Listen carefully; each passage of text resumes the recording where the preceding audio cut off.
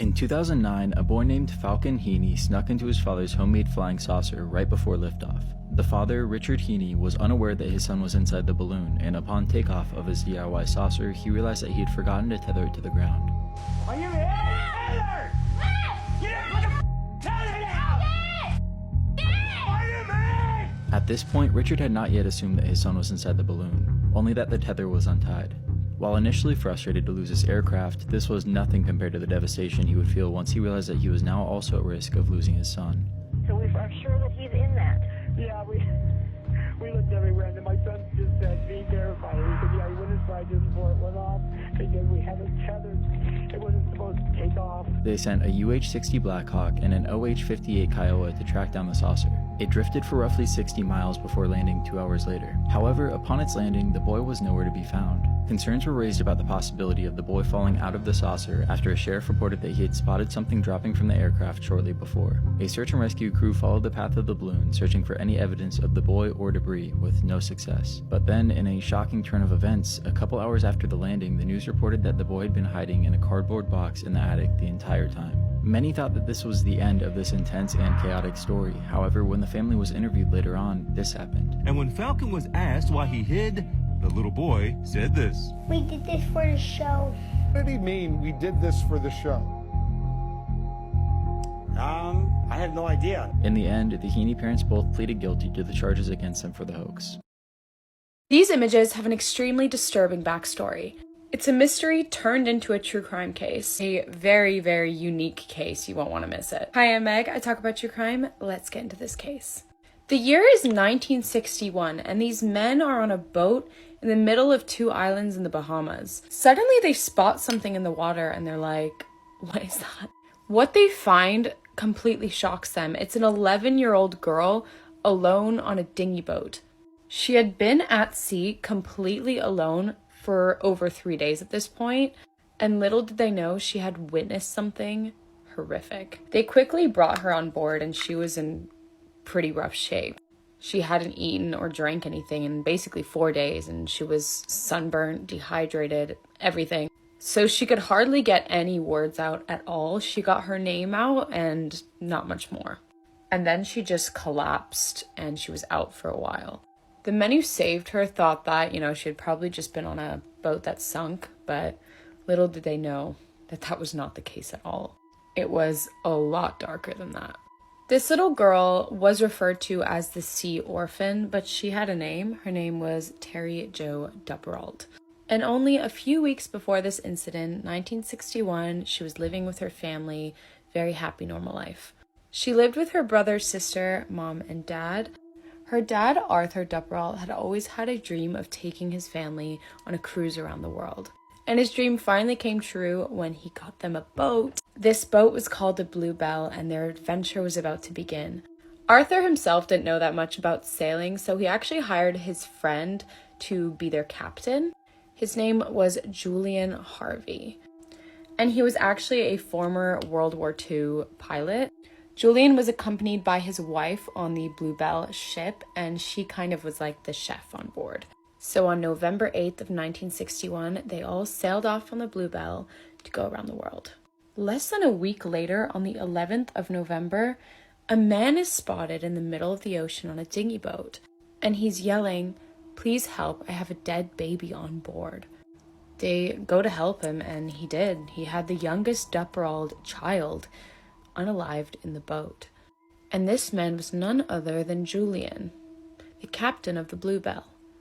Where's the rest of the family? Where's his wife? He claimed that at 8:30 p.m. the night before, a storm hit the Bluebell ship, and he wasn't able to save anyone. He tried to save the youngest Dupperalt child when he found her in the water, but she was already gone. He actually had so many details to his story that it was kind of actually hard to find holes in it. It was hard to question his story. It seemed legit. And there was no one around to say otherwise. That's until a few days later when Terry Jo is found in her lifeboat. And she has a very different story to tell. They had brought Julian in just for questioning. He's literally mid-interview /questioning with the Coast Guard, and someone runs in saying, that she's been found. Oh, one of the Depp children have been found. And Julian's like, apparently he goes, oh my God, isn't that wonderful? Which probably had everybody else in the room kind of like, do y'all see that reaction? At that point, Julian claimed that he was getting a little bit tired and then he was going to check himself into a motel for the night. Julian does exactly that. He gets a motel, checks in under a fake name, and unalives himself in the motel room. A little bit suspicious, if you ask me. He did leave a note, but it didn't really explain anything, like why he did what he did. It just said, I got too tired and nervous and couldn't stand it any longer. That's what the note said, apparently. Terry Jo, like I said, was not in like a good condition when they found her, but she eventually did regain consciousness. Oh God, I can't speak. And was able to finally tell the real story. So here is that real story. The first few days at sea were peaceful. There didn't seem to be any arguing between anyone. And things were going well. The day before the incident, they were like collecting seashells on beaches and it was all wholesome, seemingly. But then on the 5th night, Terry Jo wakes up to thudding and screaming coming from upstairs. In fact, she could hear her younger brother screaming for his dad's help, which is just like it's just so sad. And the brave little girl that she is, she makes her way above deck. She goes to see what's happening. And that's where she finds her mom and her brother on the floor with blood everywhere. Terrified and probably confused out of her mind on what's happened, she starts looking around probably for her dad, Julian, Mary, or her little sister. And she comes across Julian and he tells her to get below deck. He's like, go back down. She did as told and she goes back below deck, but then it actually starts filling with oily water and she realizes that the boat is sinking and she makes her way back up. She runs into Julian again and she's like, is the boat sinking? And he says, yeah. At this point, the water's like waist high and Julian's apparently holding like a rifle. Julian then instructs her to hold the rope of the dinghy boat while he puts it in the water, but then she accidentally like lets go of the rope and the dinghy boat starts floating off. That's when Julian jumps into the water and gets in the dinghy boat and she watches him as he just drifts away, leaving her on a sinking boat with her family, nowhere to be seen. Well, she obviously knew where her brother and her mom were, but they were not responsive. She had no idea where her father was. She had no idea where her baby sister was, or even Mary, the wife of this man. Where is she? And all that she knew was that she had to get off of this boat. So she did exactly that. She found a little raft boat, gets in it, and drifts off into the ocean on her own. Mind you, she's only 11 years old. She must have been terrifying, and watching as the Bluebell ship sinks and she gets further and further away in a super not stable, tiny little dinghy boat in the middle of the ocean. And this now leads us back to the beginning of the story when she's found. And it's a good thing they found her when she did, because honestly, she probably wouldn't have survived much longer. It's a miracle that they came across her in like how big the ocean is. Now you're probably wondering, like, why did Julian do this? Like, what happened? And why didn't he kill her? Why did he leave her to survive? That is a question that no one really has the answer for, because no one knows why he let her live.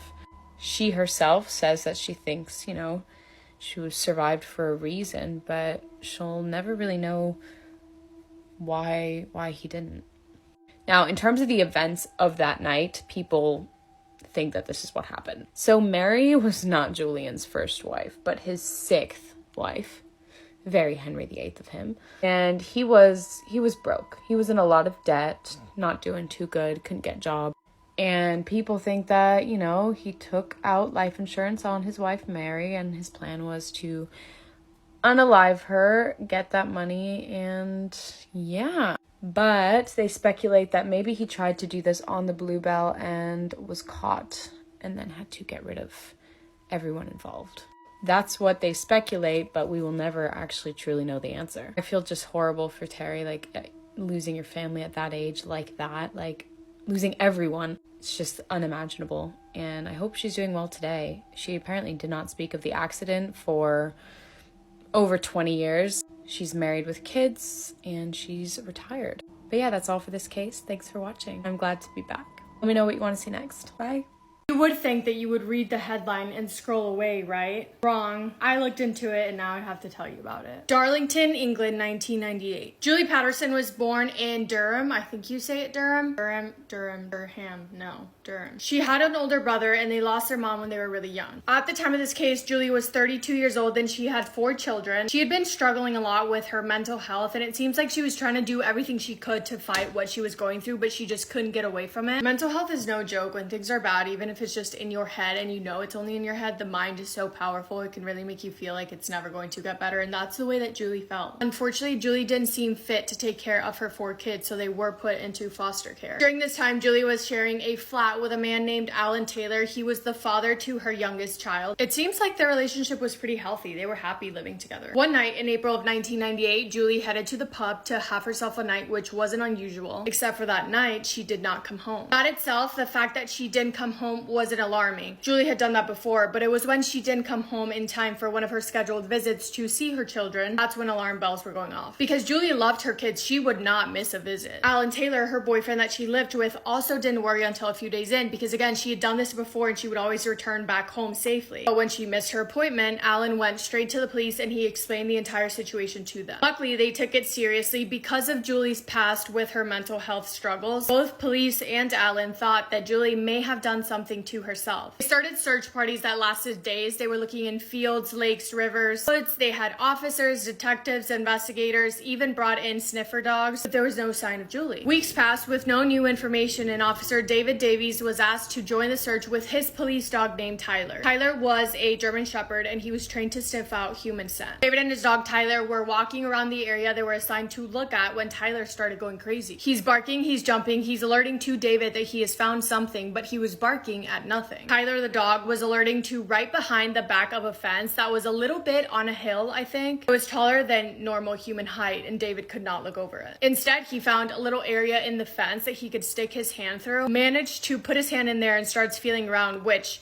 bold move, could never be me. He's feeling around, he can't really feel anything, but he starts smelling a foul smell. Something that was smelling like it was rotting. It was weird, so he put Tyler in his car and he went around to the front of the house to see if he could get a better look. An older lady is now standing at the front yard and he's shining his flashlight because it's dark out towards the bags, and the lady says, "Oh, don't worry about that. Some kids were just running around the other day and they just threw the bag over the fence." She's like, "I'm sure it's nothing," and David asks the lady, "Well, do you mind if I go through your backyard and take a closer look at it?" He says sure. He walks towards the bag, opens the bag. Inside the bag there's a pillowcase. Inside the pillowcase, decomposed human body, maggots, flies, and the bad smell that he was smelling.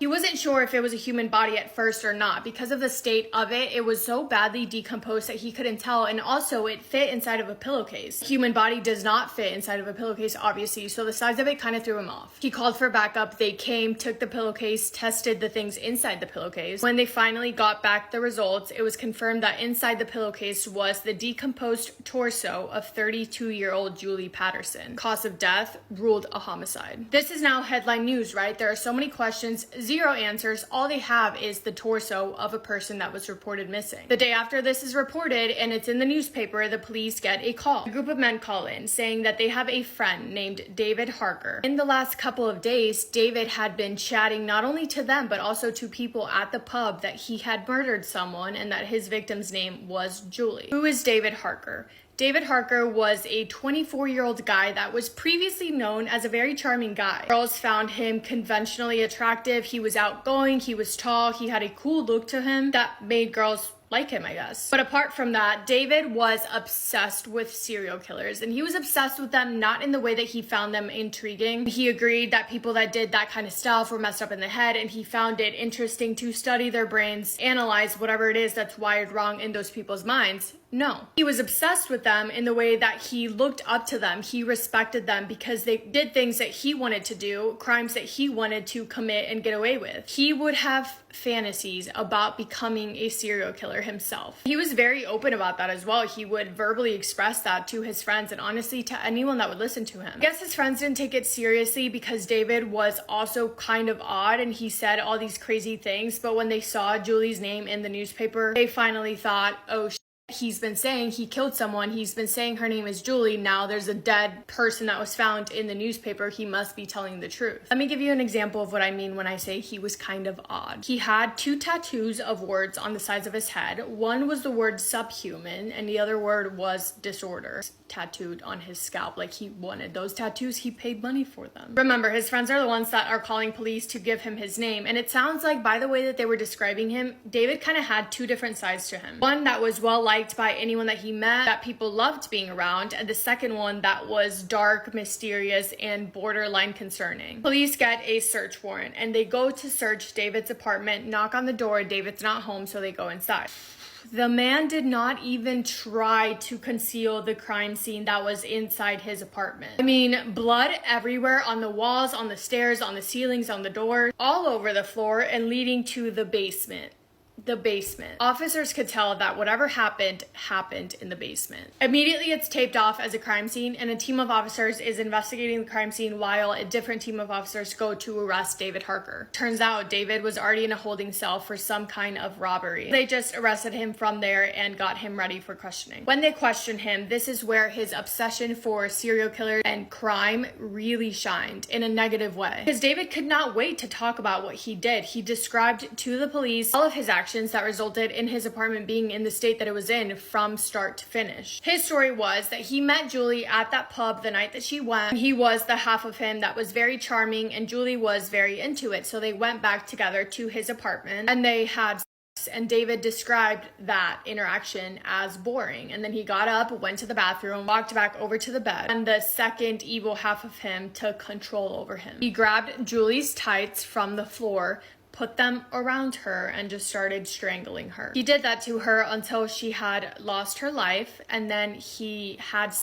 with her again after she was no longer living, and then he got her body and dragged her to the basement. Okay, warning, stop eating. David then grabbed every tool or thing that he could use as a weapon in his house, took it down to the basement, and then just started chopping up pieces of her thigh. He cuts off pieces of meat. He goes upstairs with the pieces of meat to the kitchen, seasons them with garlic, and then puts them in a pan to cook. Meanwhile, he's making some pasta as well. And when it was time to plate, he added the meat to the pasta dish, added more garlic, more cheese, and sauce, and he served it, and then he ate his meal. He then went to sleep. Didn't clean up, no, did not clean up one bit, just headed to bed, went to sleep. He did that again for the next 2 weeks. Anytime that he would get hungry, he would just go down to the basement and grab more meat. He literally did that until he couldn't anymore because the smell of the body decomposing was so strong. Because it's a human body, and then finally after that, he was like, oh, I should probably get rid of this human body, which is really when he cut it into pieces, put the torso inside the pillowcase in the trash bag, dumped the trash bag in some random yard. With that, David Harker had confessed, but he was only charged with manslaughter on the grounds of diminished responsibility, whatever that means, honestly. The rest of her body has never been found. Officers have followed hundreds and hundreds of leads, taken hundreds and hundreds of statements, but they've never been able to find it, and David refuses to let anyone know where the rest of her body is. Julie Patterson's family knew that she was missing, of course, and they knew that she had been found no longer alive, but they didn't really know the details of the crime. But Julie Patterson was a mother, she was a daughter, she was a grandchild, she was a friend, and so many of her loved ones found out what had really happened to her through the news, which is absolutely soul crushing. Like, I have goosebumps. David was sentenced to life in prison, but his minimum amount of years that he had to be in prison before being eligible for parole was only 14 years. The idea that someone that did that to a person and is capable of doing that, like killing someone period, but then killing someone and doing that to her body for the next 2 weeks, the idea that someone like that could be released and just put back out into society is terrifying. I know that he tried to apply for parole in October 2021 and he was denied. I don't think he has tried to get out on parole again, but the thought of that literally is so scary. David Harker from jail sent a letter, well actually Julie's former husband had sent a letter to David asking where the rest of her body was because he was seeking to really get closure and he felt he couldn't do that without finding the rest of her body. So he sent David a letter in jail asking to please let them know where the rest of her body is, and David's letter back to him was sick. I'm going to read part of it. It says, quote, "You ask why I have done this evil thing. Well, I could endlessly speak about murder, mutilation, decapitation, and cannibalism, but a man of your intellect wouldn't be able to grasp any of it. So to give you something that you could understand, 1, I killed all the people I did because I enjoyed it." Oh, also, he was claiming to have killed other people. I don't think that he did. There was no proof of that. Back to the letter. "I killed all the people I did because I enjoyed it. Do you hate the evil man who chopped up and ate your wife? I am not evil, Mr. Newman, but I am a monster. Don't bother writing to me again or I will show you terror unbound. I do have your address now. Goodbye, Mr. Newman." Ugh, he's so creepy. "I am not evil, but I am a monster." You are terrifying. The death of Julie drove her older brother almost to insanity because he felt like he couldn't really move past it and couldn't bear the idea that some of Julie's body was still somewhere out there in the world and no one had found it. And the rest of her family, as expected, were also completely heartbroken. It was a hard loss for all of them, and it's really terrible and really sad. That's all I have for today. I hope that you guys have the best day ever. I love you so, so much. Massive kiss on the forehead to every single one of you. 215 unalived bodies have recently been discovered buried behind a Mississippi jail, put there presumably by law enforcement, and their deaths uninvestigated. Families not made aware. Hi, I'm Meg. I talk about true crime. Let's get into this case. This case is very, very new, so I'm giving you all the information I can find. I can't even tell you when exactly they found this grave, but it was in the past month, and people are angry. This grave was referred to as a pauper's grave. Every person buried there only had a metal rod with a number on it, no name, nothing. And when they started identifying these bodies, the families had no idea that they were even dead. They thought they were just missing. They were waiting for them to come home. Yet this whole time they're buried in an unmarked grave behind a jail in Jackson, Mississippi. Excuse me? The graves were presumably put there by law enforcement, meaning all 215 victims were deaths that weren't investigated. Families were not made aware. They buried them without asking anyone. Among the deceased was a man called Dexter Wade. This whole time his family thought he was missing, but turns out he was actually hit by a police car and buried back there. And it's not like the police couldn't identify him because he literally had his ID in his pocket and he was buried with it, which is why he was one of the first to be identified. And to add more suspicion to this whole thing, Dexter's uncle was actually unalived by these police officers, and they were currently undergoing a whole lawsuit with it. So was Dexter a targeted attack, or did they do it by accident and then realized that he was related to this guy and were like, uh-oh? Either way, there's absolutely no excuse. He was thrown away like trash. Like, all of those victims were put in like bags and they weren't even like embalmed or anything. So you can imagine that it didn't smell great. Also, because they weren't embalmed and stuff, like, it's really hard to figure out the cause of death and all that. It takes a lot longer because decomposition. This whole thing is just so like sketch, like the way that it's being dealt with. No one wants to comment on it. No one wants to speak on it. Someone who's looking into the case was quoted saying that he doesn't really know why these people were killed, whether it be racism or prejudice.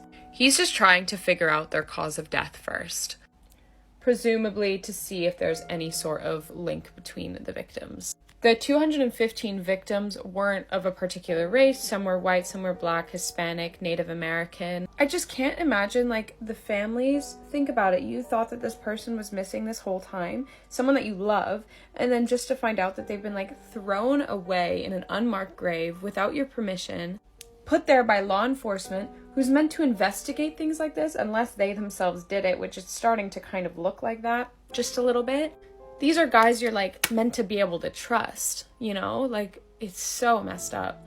But I still can hardly find anything about it, and it just seems like, I don't know, I hope they're taking it seriously and that they put the effort into finding the families of all 215 victims. I mean, they definitely have a case with the Dexter Wade thing because, like, that is clearly a crime. It doesn't actually say how they found out that it was a police officer that hit him, but I'm sure that'll come out later. I also hope that the families are able to get proper burials for their loved ones without having to pay, because I heard that they were like protesting against the fact that they have to pay for it, and I'm sorry, but what? They should not have to pay for that, I don't think, after everything. I really hope that this is looked into properly, because the victims' families definitely deserve it at this point. I think that, you know, the police department needs a little bit of looking into. But yeah, that's everything I could find on this case so far. If you want updates, make sure you give me a follow. Let's not let this case die and go quiet, because I think these families deserve more than that. So make sure you share, because I will be following this case, because I want to see it through. Like, I want something to be done about it. I say case when really it's like 215 people, 215 cases here. And I think that so many people see that number and they don't actually realize, like, 215 people. Imagine them all standing in front of you. Like, that is a lot of people who were thrown away like trash in a field, not even given like a gravestone with a name on it, a number. They were given a number. It's like so messed up. If true crime is something you like, make sure you check out this playlist, and also give me a follow. I do other videos not related to true crime as well, so make sure you check those out. Get to know me better. They never do as well though, so yeah, just letting you know. That's all for today. I'll see you in the next video. Bye. Why did these teenage twin girls unalive their own mother? Their mother, Nikki, was born in prison. Her own mother gave birth to her behind bars while she was in prison for substance charges. So she was raised by her grandmother, who tried to give her a good life, but Nikki was a rebellious child that did not like to follow the rules. This is what her grandmother said. So Nikki was pregnant by 17 with identical twin girls that went by the nicknames Jazz and Taz. But Nikki was a child herself. She said that she was not ready for the responsibilities that came with motherhood for one child, let alone twins. Nikki still wanted to be a teenager. She wanted to go out and party. She was this huge social butterfly. She wanted to go out. She wanted to drink, occasionally use substances. And Nikki was very much in and out of her twin daughters' lives whenever it was convenient for her. So Jazz and Taz were raised by Nikki's grandmother that had also raised her. But the girls really, really liked their life with their great-grandmother. They were sweet girls, innocent girls. They were in a lot of activities at school and really excelled in school. So when their mother, Nikki, tried to come back into their lives when they were 13 years old and tried to disrupt all of that, they were very angry. Nikki was 25 years old and living with her boyfriend, who was a 55-year-old man named Robert, who was gone a lot for work. Nikki had turned her life around. She was clean, she had gotten a degree, she had gotten a job, and she was ready to have custody of her 13-year-old daughters. So now Jazz and Taz are living with their mother, Nikki, and they are angry. They liked living with their great-grandmother. They liked their school. They liked their friends. They did not think it was fair that this was all stolen from them because a woman who was always in and out of their life finally wanted to make them a priority. They absolutely resented Nikki, and these sweet, innocent girls that they were always described as began to rebel. They were staying out late and partying. They were dating older guys, like 17-year-old boys, when they were only 13. So to combat this, Nikki wanted to discipline them and be an authority figure. She wanted to give them lots of rules and structure because she did not want her daughters to make the same mistakes that she did. But this just put a bigger wedge between Jazz and Taz and Nikki. It was very much 2 against 1. In the twins' eyes, their mother, Nikki, is a hypocrite. Like, how are you going to tell us that we can't date older guys and party when you've been partying our entire life instead of raising us, and you're literally dating someone who's 30 years older than you? This anger that the twins felt for Nikki turned to hate, and then it turned violent, and they would attack Nikki, which landed them in juvie. And when they were released back in Nikki's custody under a 2-week trial period to see if they could make it work, Nikki really, really wanted to work on their issues. She wanted to make things right.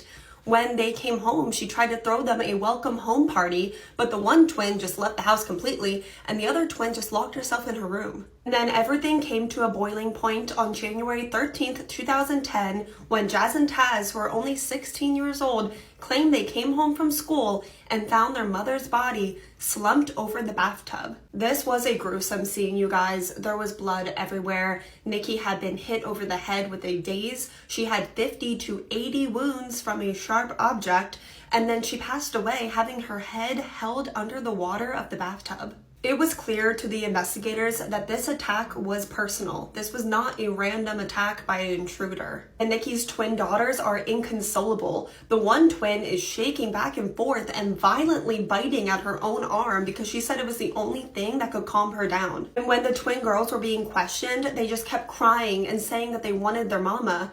which honestly was kind of suspicious to the investigators because both girls are saying that they want their mama, but neither of them really had anything nice to say about Nikki. Honestly, they had a lot of bad things to say about her. And they're crying, but there's no tears coming out. And also, both girls had a lot of injuries and cuts on their arms and hands, but without any solid evidence that they were involved, they just took photos of both their arms and hands and released them. And for months after that, Jazz and Taz just lived life as normal. They went to parties, they went to school, they were hanging out with their older boyfriends, going to prom. Until 4 months after Nikki was unalived and the investigators got that golden piece of evidence that they called it that incriminated the girls. Nikki's teeth perfectly lined up to the bite mark on the one girl's arm. When she said that she was biting herself to calm her down, she was really trying to cover up the fact that her mom bit her while her and her twin sister were unaliving her. They were arrested and both girls took a plea deal for a full confession.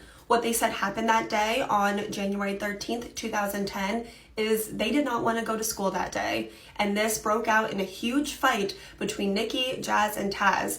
And in their own words, it got so violent that they felt like it was either them or Nikki. And after this vicious attack on their mother that ended with her life being taken, they just cleaned themselves off and went to school like nothing happened. With the plea deal, the twin girls, who were only 16 years old when they unalived their mother, were given 30 years in prison with the possibility of parole and early release in May of 2025. But if they are denied parole, both girls will be released when they're 46 years old. I personally have a hard time racking my brain around the fact that these girls, before they went and lived with Nikki, were described by everyone as sweet and innocent. Those were the description words I kept seeing while researching this case. They were sweet and innocent. So if the girls were as sweet and innocent as everyone said, I just can't wrap my head around the fact that they committed this super violent crime. I feel like there's either something that we don't know, or the girls weren't always as sweet and innocent as everyone described them as, but you're definitely gonna have to let me know what you think about that. This is just my opinion, but I totally understand the resentment that Jazz and Taz felt with Nikki, but I do not think this crime was justified at all. And personally, 46 years old, they will be released one day. The latest they will be released is 46 years old, and that's a lot of life left to live. And if the girls were as sweet and innocent as everyone described them as, and then they just hated their mother, that they were able to snap and commit this truly violent crime, that scares me. But you're gonna have to let me know what you think about that. Definitely let me know all your thoughts, theories, questions, everything in the comment section. I read my comments all the time. I reply to as many as I can. And while you're there, let me know what case you want to see me cover next. I love you guys so, so, so much, and I will see you guys tomorrow. Also, one final note, I was getting absolutely roasted in my comment section of the video I posted yesterday because turns out Job Corps, the S and the P are silent. I had no idea, and I've been mispronouncing that my entire life. So thanks for letting me know. This has to be one of the craziest unsolved murder cases I've ever covered on this page. This is the case of Dorothy Jane Scott. Hi Meg, I talk about your crime. Let's get into the weird details surrounding this case. Dorothy Jane Scott was a 32-year-old single mother living in Stanton, California. Her son's name was Sean, and he was only 4 years old. Sean's father didn't live in the area, so Dorothy's parents would help her take care of him when she was at work. Dorothy was one of those girls who preferred to stay at home. She was a devout Christian, and she didn't really drink or do drugs. Months before she went missing, she started getting really strange phone calls.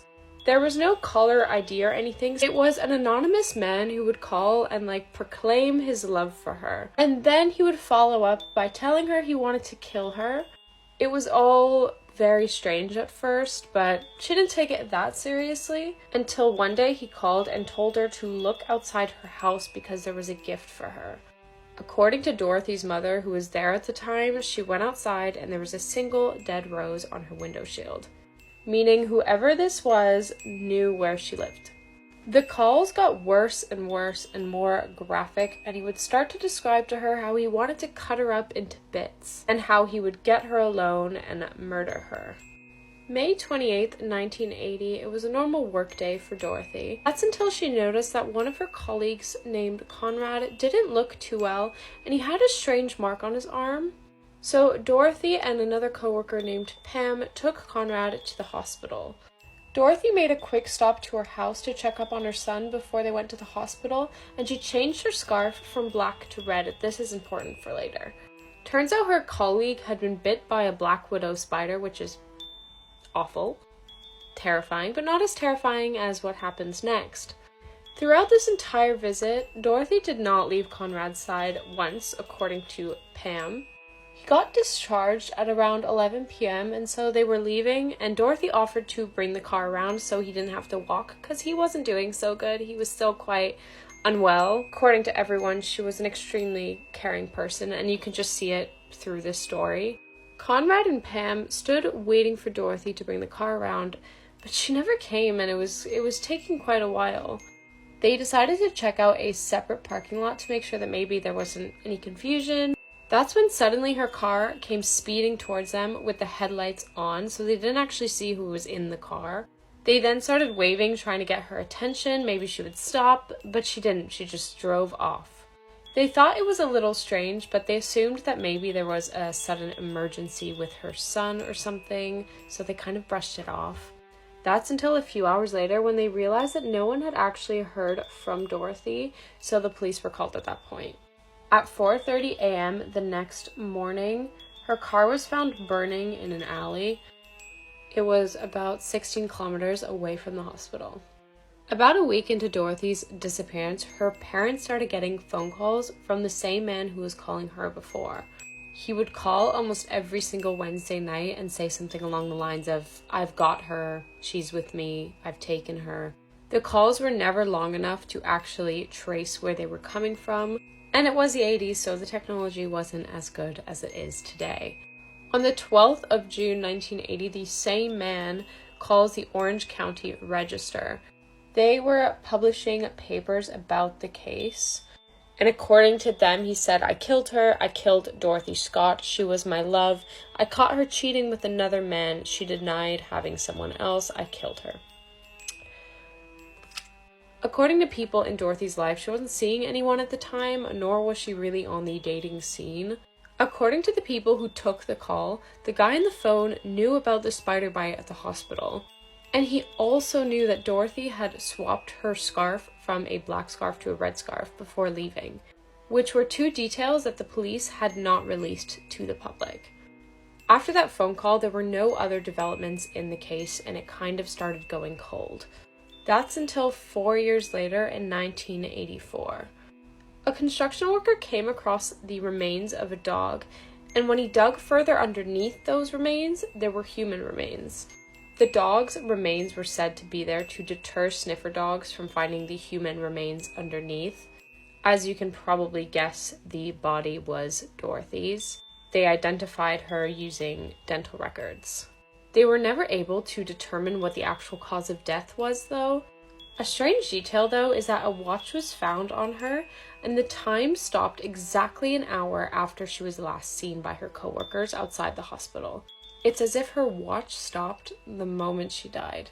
After the remains were found, the calls started up again, claiming to be the person who was responsible for this. But once again, they were never able to track who was calling. This man who was calling was untraceable and is probably still out there today, which is terrifying. But something like this with the calls would not be able to happen today. He would be caught. That is everything they have on this case, and it's been 39 years since her body was found. Cases like these have been solved years and years and years later, so maybe this will be one of them, but for now it remains unsolved.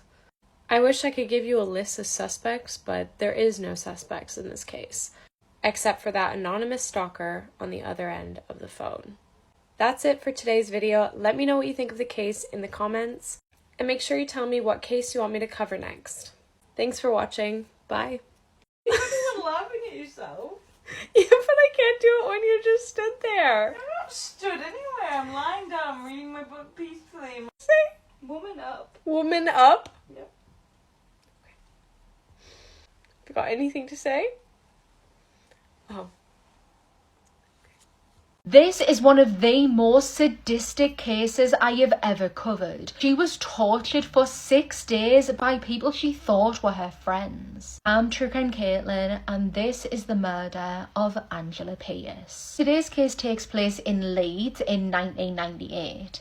Angela was 18 years old and was described as a beautiful, fun-loving girl whose laugh could fill up an entire room. She loved shopping and her thing was jewellery. She had an extensive collection of expensive, beautiful gold jewellery which she loved and took pride in. Some people would describe Angela as being a little bit easily led. She was diagnosed with schizophrenia, however she wasn't medicated for it. Either she wasn't given medication or she didn't take it, and for her this made her quite vulnerable and susceptible to manipulation. On the 8th of April 1998, Angela would be lured to a flat in the Lincoln Green area. This flat was being rented by Claire Lateef, however there was always several people there, all of which were active participants in today's horrific case.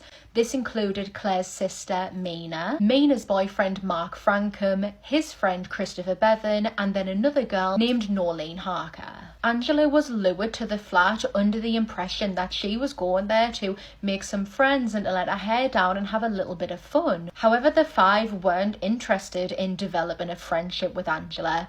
They wanted what she held dearly and what she loved and was proud of, and that was her jewellery collection. Upon her arrival at the flat, everyone began drinking lots of alcohol, and Angela was either pressured or forced to drink so much alcohol that she became incapacitated. She was blackout drunk and had no idea where she was, what was happening to her, and what was going on. The gang then began to strip her of all of her expensive jewellery, and it would be Norleen who made the first move, attacking Angela, striking her with a snooker cue, and this will be the beginning of a 6-day-long torture session of Angela Pierce. During this time, she would be tied up, beaten, kicked, stamped on. She would be hit with a metal iron, had cigarette butts put out on her, had her hair set on fire. She would be forced to drink disinfectant and bleach. She would be urinated on, and she would be forced to stay confined in a small cupboard inside of the kitchen of the flat. While the five were committing these heinous acts against Angela, they would blast music out of their hi-fi speakers so that no one else in the apartment blocks could hear the painful cries and screams that Angela was making. Towards the end of the 6-day period, the gang had beaten and tortured Angela so badly that they believed they couldn't let her go. Her hair was all singed, her eyes were swelled to the size of tennis balls, and she was black and blue, her body covered in bruises and abrasions. Eventually, they decided that they had to kill Angela. They started off by using a plastic bag, wrapping it around Angela's head in an attempt to suffocate her, but when that took too long or either didn't work, it would be Norleen who wrapped her hands around Angela's neck and squeezed the life out of her, feeling Angela's body go limp underneath her palms. While I was researching, I discovered that during the time that Angela was inside of the flat being tortured and so close to death, the police actually went to the flat. They went to the flat for an unrelated matter, but if they had went inside, they may have seen Angela, they may have heard her, and maybe they could have saved her. While the police were there and other visitors who came to and from the flat, Angela would be tied up and hidden behind the couch. She had been warned and scared into silence, too terrified to speak up. After Norleen murdered Angela with her bare hands, her body would be buried in a shallow grave in an old cemetery. A few days later, Mark, who was one of the evil five that participated in the torture of Angela, was in a taxi, and he got talking onto the taxi driver when the subject somehow ended up on Angela. Now, Mark didn't explicitly say that he was involved, that he knew what happened and where Angela was, but he kind of hinted at it and alluded that he knew something. Unbeknownst to him, this taxi driver was actually a friend of Angela's boyfriend who was worried sick that he couldn't get in contact with his girlfriend. Angela's boyfriend had expressed his worry to his friends, and now this friend who is a taxi driver is hearing the shady way that Mark is speaking. He knew that something wasn't right and contacted the police. Claire, Mina, Norlene, Mark and Christopher would all be arrested on the 25th of April as they were returning from an attempted holiday in Wales. I don't know if they couldn't find accommodation or what made them come back to Leeds after trying to go to Wales. I think that they probably went there to try and flee, to try and evade justice, knowing that the jig was up. Days after the arrests, the police would discover the body of 18-year-old Angela Pierce. She had been buried in a shallow grave only 8 inches below the ground. Her body had been covered with twigs in an attempt to further conceal her. At Leeds Crown Court, after a 5-week trial, both Claire and Mark were handed sentences of life imprisonment. However, because Mina, Norlene and Christopher were all under the age of 18 when the torture and murder took place, they were all sentenced to be detained at Her Majesty's pleasure. They're out there now living their lives after taking Angela's away from her. The FBI says that this man is the most prolific serial killer in all of American history, and no one really ever talks about him. He went nearly undetected for over 40 years and took the lives of 93 women. He's also very well known for having drawn all 93 of his victims, which is creepy and haunting, but it ended up being very helpful. Samuel Little was born to a teenage S-worker. He claims to have been born in prison, but also that his biological mother abandoned him on the side of the road while he was a newborn. He was raised by his grandmother, and from an incredibly young age, like 5 years old, Samuel Little was showing concerning behavior. Between the ages of 5 and 8 years old, he developed an obsession with women's necks that would then intertwine with all of his fantasies, including choking and strangulation. As a young child, he began committing petty crimes, which landed him in a reform school for troubled boys, but this school did not help Samuel Little in any way. He says it was the kind of place where the older, stronger boys would assault and essay the younger, weaker ones, and it was at this place that Samuel Little became the victim and the abuser. After leaving the home for boys, he went on to commit more crimes, landing himself in juvie and then adult prison multiple times. Then as a young adult into his adulthood, Samuel Little became a drifter, nomad type, traveling across all of the United States, committing many different crimes, including murder. The first that we know of is in Miami, Florida, 1970. He says he went to Miami to develop a relationship with his biological mom, but this relationship soon became intimate. It was in Miami that one night out in a bar, Samuel Little met a woman, a 33-year-old woman named Mary. He was able to convince her to leave with him. He drove them to a secluded area where he put his hands around her neck and strangled her. Sadly, her body would not be found and then identified for nearly half a century. Samuel Little's victims were the most vulnerable of women.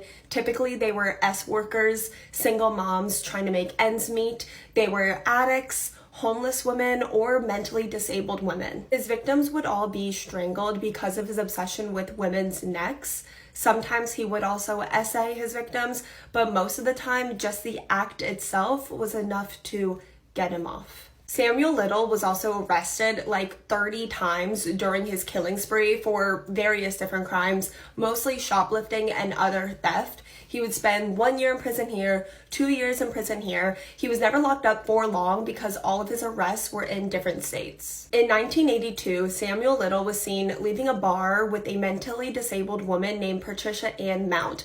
This would be the last time she was ever seen alive. When her body was later found, Samuel Little was the prime suspect and he was arrested. Sadly, a jury acquitted Samuel Little for this murder, and now he's more confident than ever. He's just gotten away with murder. Samuel Little was killing dozens of women across all of the United States for nearly half a century and was getting away with it. Samuel Little also had a handful of girlfriends throughout his killing spree. What these women really knew about his crimes is unknown, but one of his girlfriends was actually admitted into a psychiatric hospital after her relationship with Little, after she kept rambling on and on about dead girls. In 2013, investigators from LA were doing DNA testing on 3 cold cases on 3 murders that they had unsolved from the 1980s when they finally got a DNA match on Samuel Little. He had to be wheeled into his trial. He was 74 years old at this time. He was very nasty, very cocky, but he was maintaining his innocence. But he was found guilty of all 3 murder charges that he was being charged for this time and was sentenced to 3 life sentences. 5 years later, in 2018, Samuel Little was being investigated, questioned multiple times by an investigator who thought that Samuel Little was responsible for a cold case that he had. One cold case. Imagine his shock when Samuel Little confesses to have killed 93 women. Allegedly, Samuel Little had a photographic memory and was able to draw all 93 of his victims with insane accuracy. With the drawings that he created behind prison and also his confession, they were able to line up his victims, his confessions, his drawings with a huge list that they had of cold cases, Jane Does, and missing persons across the entire country. More than 60 of his victims' drawings have been definitively matched as of today, leaving another 30 or so sadly left unclaimed and unknown. But the FBI does believe that he has all 93 victims that he confesses, which makes him the largest number of confirmed victims of any serial killer in United States history. Samuel Little said a lot of really gross things about his victims, like he loved them and that they loved him and that they're actually friends and that they will be together forever in the afterlife. Samuel Little passed away of natural causes in December of 2020 at the age of 80 years old. As far as I know, the FBI is still trying to identify the rest of Samuel Little's victims from his drawings, so I do urge if you or anyone you know has a missing loved one that is female, from the years of 1970 to 2012 to look at Samuel Little's drawings. And if you watched to the end of this video, thank you so much. Let me know what case you want to see me cover next. If there's another notorious serial killer you want to see me dive deeper into, let me know in the comments. I love you guys so much, and I will see you guys all tomorrow. Do I dare talk about Alex Murdaugh? I think I'm going to. Who is Alex Murdaugh and what did he do?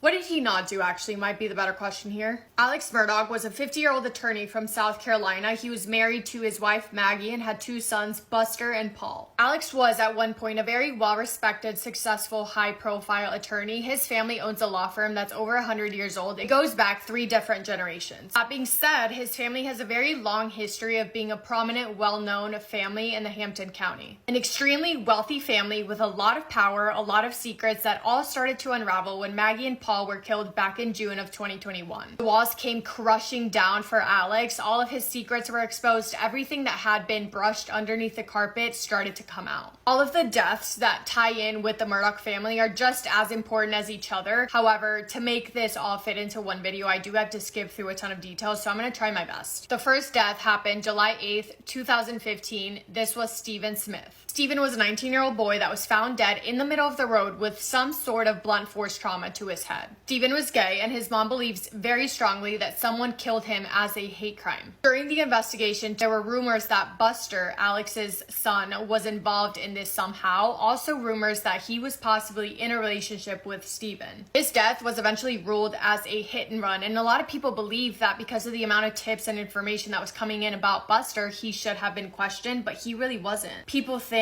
this is because his family had the power and the wealth to just cover it up. February 2018, there was a death of 57-year-old Gloria Satterfield. Gloria was the Murdaugh's family housekeeper. She had been working with them for over 20 years and she died at their house. Gloria tripped and fell down the stairs. Maggie and Paul were home. They called 911. They said, "My housekeeper has fallen. Her head is bleeding and I cannot get her up." Alex Murdaugh was supposedly at work 25 minutes away, but he was able to somehow get there before the police did. He claimed that Gloria told him that she tripped over the dogs, although when Maggie called 911, she said that Gloria was unresponsive and unable to talk. Gloria later died in the hospital, leaving her 2 sons behind. Alex Murdaugh promised that he would take care of them financially because he had the means to do so. He wanted to make sure they were okay. Alex recommended to Gloria's son that they hire Corey Fleming, which was one of Alex's best friends, but the sons didn't know that. He told them to hire Corey as their lawyer and told them to file a wrongful death suit so that Alex's insurance could pay them out. Alex also also suggested to Gloria's sons that they hire Chad as their financial representative.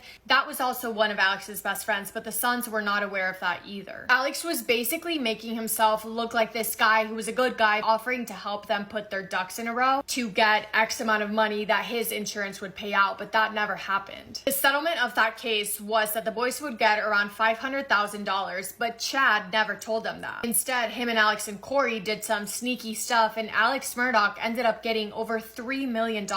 They filed nothing in court, no records of it, so Gloria's sons were not aware of that until later on in the story when this starts to come out in the news and they realize that they never got the money they were supposed to. February 2019, almost a year after that, we have the death of 19-year-old Mallory Beach. Paul, Alex's son, took out the family boat, and in that boat was Paul, his girlfriend at the time, that was Morgan, Mallory and her boyfriend Anthony, Connor, and his girlfriend Miley, just friends of Paul's. They took the boat out, they were gonna go to a party, Paul was driving, and they also had a cooler with a lot of drinks in it. Paul wanted to stop by a bar, so they do that. Only him and Connor go into the bar, the other friends are just waiting outside, and they eventually all get back on the boat. Paul is under the influence, he's driving the boat, he starts speeding up, driving around in circles. Mallory and her boyfriend Anthony get really scared. They actually ask to get off the boat, but Paul says no, and he starts arguing with everyone on there. The boat crashes into a bridge at a high speed, throwing Mallory off of the boat. She was nowhere to be found. They were not able to find her body until 8 days later. The night of the accident, 911 was called. Others were taken to the hospital because there were other people injured. Everyone was cooperating with the police except for Paul, and his father, Alex Murdaugh, comes to the rescue. Mallory's family ends up filing a wrongful death suit against Alex and Paul Murdaugh. In April of 2019, Paul was charged with 3 felony counts of voting under the influence. He pleaded not guilty and was bonded out. Just in July 2023, just last year, Mallory's family settled for $15 million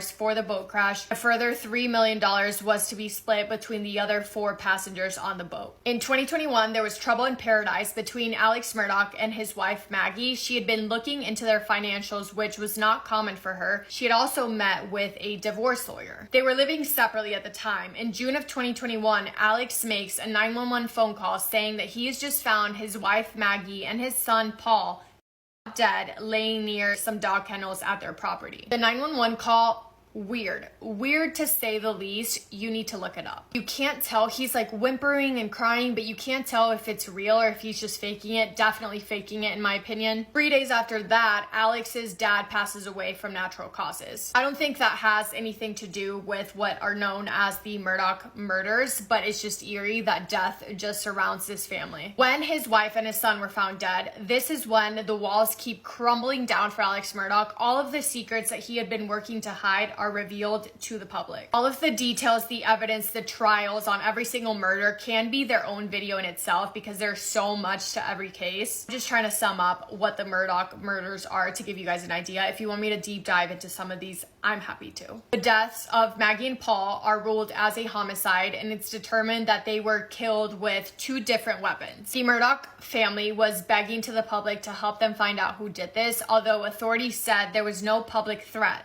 Why would there be no public threat if there was also no arrest made? Is that because they already knew who did it and they just hadn't arrested them? Cough, cough, Alex Murdaugh. So much evidence pointing to Alex, so many lies, so many connections and use of power that he used to cover himself up. This guy was very smart. He was in law. He knew exactly what to say, exactly what to do to get around these sneaky lines and try and cover up his tracks. And all of this to do what? Protect your reputation? I don't know. Around this time, Stephen Smith's death from back in 2015, his case was reopened. 3 months after the death of Maggie and Paul, Alex's career is struggling. There was a check found that led investigators to believe that Alex Murdaugh had been stealing money from the firm and from his clients. He was confronted, admitting to stealing, and resigned the very next day. One day after, Alex calls 911 saying that he has been shot in the head. He says he got a flat tire, someone stopped, shot in the head, and then drove away. He was hospitalized, but he was okay. In September, a man named Curtis Smith was arrested for his involvement in the shooting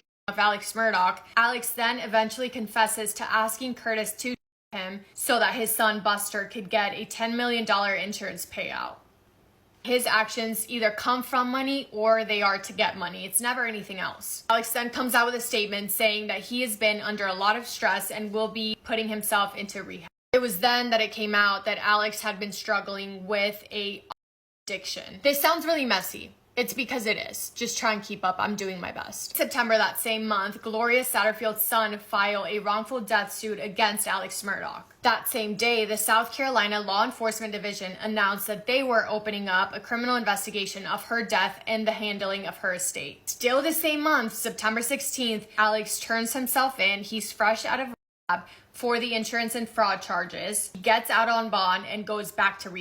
2 days after that, he is in another lawsuit by the firm that he was once a partner of. Alex is then arrested with 2 counts of obtaining property by false pretenses in connection to Gloria Satterfield's wrongful death settlement. For this, he is to stay in custody pending a psychiatric evaluation. During his time in jail, he was making calls to his son as well as friends, trying to move money around and sell different stuff to pay off some of his debts before he would not be able to. Alex in these phone calls just sounds so fishy. Everything that he's doing is either to benefit him or his family, but for all the wrong reasons. He doesn't care about hurting anything or anyone in the process. In November 2021, Alex is indicted for filing a false police report, conspiracy or false claim of payment for his assisted little plot to end his own life. He was denied bond for that. Also in November 2021, Alex is indicted on 30 new charges for the Gloria case, as well as 21 other new charges. A few weeks later, he was giving a $7 million bond. Fast forward to December of 2021, there was a settlement reached for Gloria's case of $4.3 million.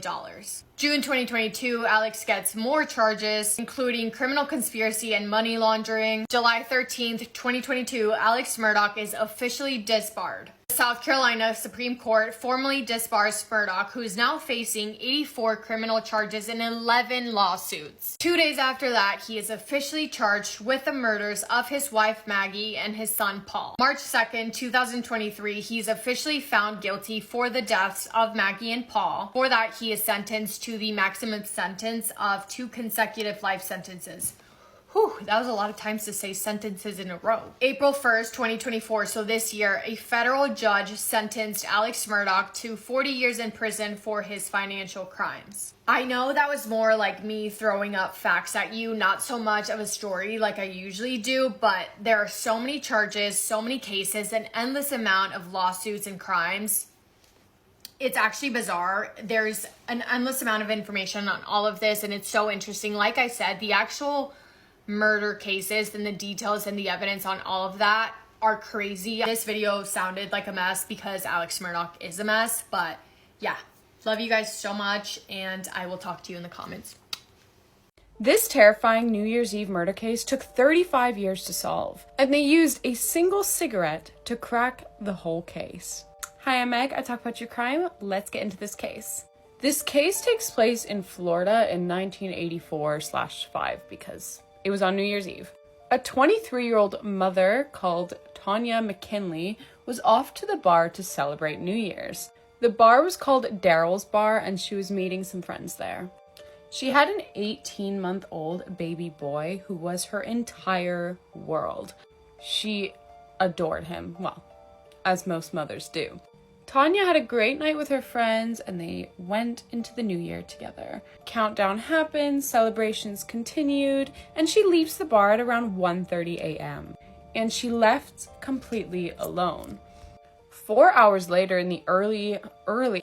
Oh, I just poked my eye. Only 4 hours later, a couple was taking their pet to the emergency vet when they came across a half-clothed body in a parking lot. As you can probably guess, it was Tanya. This parking lot was 7 miles away from the bar. Tanya had unfortunately been essayed and strangled. But from the beginning, when police got there, they thought they were going to solve this super fast. They were sure it was probably someone she already knew. It was like a cookie cutter case. They found loads of DNA samples, so they had whoever did this as DNA. And so all they had to do was match it to someone. Easy. Right? Wrong. They went through every suspect they had, and none of the DNA ever matched up. They literally had this man's hair, a hair sample, and they couldn't match it to anyone. Mind you, this was the 80s, so obviously DNA technology was nowhere near as advanced as it is now. So all they had to go off was that it was a man. That was it. And the case would eventually go cold. Police really didn't want to give up on it, so like yearly, they would go over it again and again, and every year there was nothing. And because she was a single mother, that poor 18-year-old baby, I believe he was raised by her family, so he knew of his mother's fate, but he never knew why or who until he turned 35. Probably at that point, he never thought he would know. Anytime there was new DNA technology, the case would be revisited. And like a lot of these older cases that I cover, it was solved using the genealogy database. So in 2020, they took this DNA and they put it through that database. It's very much like those ancestry websites. So they put the DNA through, and even if they find a distant cousin to whoever that DNA belongs to, they can eventually create a family tree and backtrack. And that's exactly what they did. And after all these years, they build that family tree and they find the guy that they think did it. But they needed to prove it. They needed to match him to the 35-year-old DNA they had from the crime scene. But how? Because if they made him aware of it, he would probably try and like flee. So naturally, they just followed him until he discarded something, a cup, anything, with his DNA on it. Can you imagine, like 35 years later, there's no way he thought the police was like on his trail. He was probably so smug about getting away with it as well. They hit the jackpot when he dropped a used cigarette butt on the floor, and they grabbed that. And they tested it, and ding, ding, ding. They had the guy. His name was Daniel Leonard Wells, and he hadn't had any convictions like this. I think he had one for battery, but like battery murder. Yeah, so he had never supposedly done anything like this that they know of. But finally, they had him, which I can't imagine the relief. Like, this went over 3 generations. Now you might be wondering, what about the 18-month-old baby? Like, where was he? He was 35 years old, and he gave up hope a long time ago. And he never even got to know his own mother. Yet his whole life, he's just been wanting this case to be solved. It would be some sort of closure. Do you know what I mean? Who did it? Why did he do it? I think the why was probably quite important to him. The son said, and I quote, "My mom never got to be a part of my life. Nothing could ever make up for losing my mom. But at least now I know what happened to her." But then something infuriating happened. Daniel Wells unalived himself in his jail cell before the trial could even happen. So not only did Tanya's loved ones go 35 years not knowing who did this, the moment they find him, they don't even have a chance to ask why. I can't even begin to fathom the frustration that they must have felt. Like, his mother never really got a trial, even when they got the guy. This is another quote from the son. He said, "Wells is a coward. He didn't even wait until the trial started. It's frustrating for our family on a lot of levels because we waited so long to get justice. Now, it seems like we just have a lot more unanswered questions." And that's the case. No one will ever truly know what happened to Tanya that night. What led to this? Did he follow her from the bar? Why did he target her? Why? Just why? They're never gonna know. But at least they got the guy, and they know that he's not still out there, because I guess that would be worse. I hope that her family and loved ones, like, somehow are able to find peace with at least the fact that he's not out there anymore. The fact that he was able to live those 35 years, like, free and no one caught him is just disgusting. Like, ugh, I hate people. It's just like, who out there has also gotten away with something like that, you know? Anyways, that is all for this case, and this is also the last case of 2023. I hope that you guys have a really fun New Year's, and I hope you had a good Christmas. I've not done any videos since Christmas. I'm really sorry. I'm gonna be better this year. I've had so much going on that, like, I couldn't. Life just got a little hectic and in the way recently, but I will be consistent in the new year. I forced myself to wake up before work and film this, so I'm on 5 hours sleep, but it's all for you guys. So please make sure that the video does well. Thank you. I wish you all the best in the new year, and I guess I'll see you then. Bye. Everything about this guy makes me feel like this. You've probably seen clips of him online. I know I've been tagged in a few of them. His name is Chad Dorman. This was in June 15th, 2023 in Monroe Township, Ohio. He killed his children aged 7, 4, and 3. The body cam footage of when he's getting arrested is devastating. The cop says to him, "What's going on, man?" And he says nothing. As in the background are the dead bodies of his children that he just killed, and you can hear his wife screaming. The Dorman family consisted of the father, 32-year-old Chad Dorman, the mother, 34-year-old Laura. Clayton was 7 years old, Hunter was 4, and Chase was 3. They also had a teenage stepdaughter who was at the scene of the crime. She was 14 years old at the time. They seemed like a happy family. They all lived in the same house in New Richmond, Ohio. Now to talk about the events that went on June 15th. Just after 4 p.m., Chad and Laura's stepdaughter was seen running out of the house towards the fire department that was across the street from their house. She was desperate for help, claiming that her father was killing people. Someone had seen her running around screaming, and they called 911. At the same time, at 4:15 p.m., law enforcement received a horrifying 911 call from Laura Dorman, screaming into the phone that her babies had been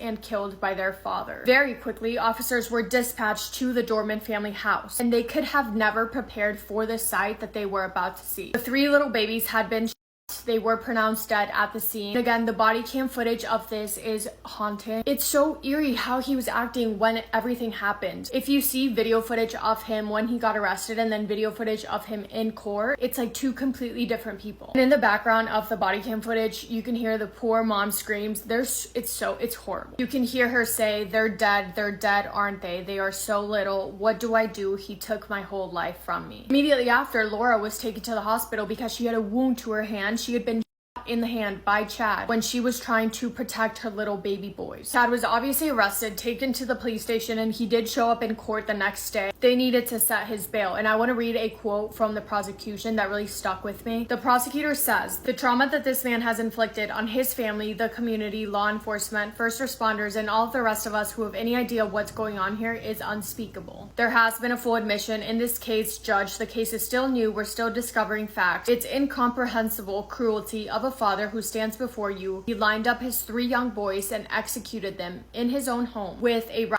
They were aged 3, 4, and 7. He also mentions how one of the boys tried to run away into a field. Chad hunted him down, brought him back to the house, and killed him. It's also mentioned that by Chad's own confession, he had planned the events of this day. This was not an accident. This was not random. This was planned. The prosecutor continues his statement by saying, he's referring to Chad, quote, "He has confessed to what I believe is the worst crime, which, at least I hope, is the worst that I will see in my lifetime." He then asks for a bond of $20 million, and that was the amount of the bond that was set. So taking a step back and based on Chad's confession, this is how the events of the day went down. June 15th, Chad gets home from work early. He asks his 3 little sons as well as his wife to take a nap with him in the primary bedroom. After the boys are already laying down in bed, everyone's comfortable getting ready to take a nap, Chad gets up from the bed, he turns around to go open his safe, and he takes out his loaded rifle. He then his 4-year-old son Hunter twice, ending his life immediately. The mom immediately jumps out of bed in shock and fear, and she tells the other 2 boys to run away while she's trying to help Hunter. In the living room, the 14-year-old stepdaughter hears the commotion. She enters the bedroom to see what's going on, and she sees the shots go off. So she runs out of there. She then sees Clayton, the 7-year-old, running out of the house. Clayton has ran out and is trying to run away to a nearby field, and she tells him to keep running. The stepdaughter then sees Chad chase after Clayton, running behind him into that nearby field, and he shoots him once in the back. The stepdaughter says Chad then looked back, made eye contact with her, looked back at Clayton, and shot him again. He then picked up Clayton's body and carried it back to the front yard. The stepdaughter has made it back inside the house. She was able to pick up Chase, trying to protect him, and she starts running with him down the road. Chad starts following them, pointing the right at her and Chase, ordering her to put Chase down. He actually did try to fire, but he was out of ammunition. Chase, who is a 3-year-old by the way, has now run back to the front yard to go see his mother, who was now outside in the yard trying to help her other son, Clayton. And by this point, this is when the stepdaughter has ran away to the fire station to go get help. Chad makes his way back inside. He goes and gets Hunter's body, carries his little body, brings him outside, and lays him in the front yard. He tries to fight Chase off of his mother, Laura. Laura does try and take the which is when Chad bites her and then shoots her in the hand. At this point, Laura had dropped Chase because she just got in the hand, and this is when Chad proceeds to shoot Chase in his head. He then picks up his body and takes it to the front yard and lays his body next to his brother's and sits on the front steps of the house watching his wife trying to resuscitate her sons while she's screaming and crying, and he's just sitting there with his waiting for the police to arrive. The police do eventually get there at 4:25 p.m. It was right after his arrest, when he was questioned about it, that he confessed that he had been planning this since October of 2022. He was charged with 9 counts of aggravated murder, 1 for each that hit the deceased. Although he had confessed, on June 23rd, 2023, Chad Dorman pled not guilty for reasons of insanity. However, August 2nd, so literally just 2 days ago, Chad Dorman pleaded guilty in exchange for 3 life sentences without parole. I was watching the court TV for the case, which is, and just everything about it is devastating and so horrible. And it came time for the attorney for the prosecution to read the statements of the wife and the stepdaughter. They said to turn all cameras and all audio off, but I do have a quote from the stepdaughter's statement. Part of her statement said, quote, "You gave me an amazing life and I will forever be grateful for the memories and the time that you spent with me. I don't think I will ever be able to hate you. I will forever hold on to the memories I had with you and the boys, because those are all happy memories and those were the best time. You were the best dad that I could have ever asked for. I will never in a million years forgive you for what you have done, and I do hope you pay for your actions like you deserve, but I will never hate you." She was just a baby too, and a victim as well. She saw everything happen. I can't even imagine. That's all I have on Chad Dorman. I honestly despise saying his name and seeing his face, but let me know what you guys think about this whole thing in the comments. It's unbelievable. It's shocking. It keeps me up at night, honestly. Let me know what cases you want to see this week, because I have some ideas, but I always like to know what you guys want to watch, so please comment down below. I love you all so much. Massive kiss on the forehead to every single one of you.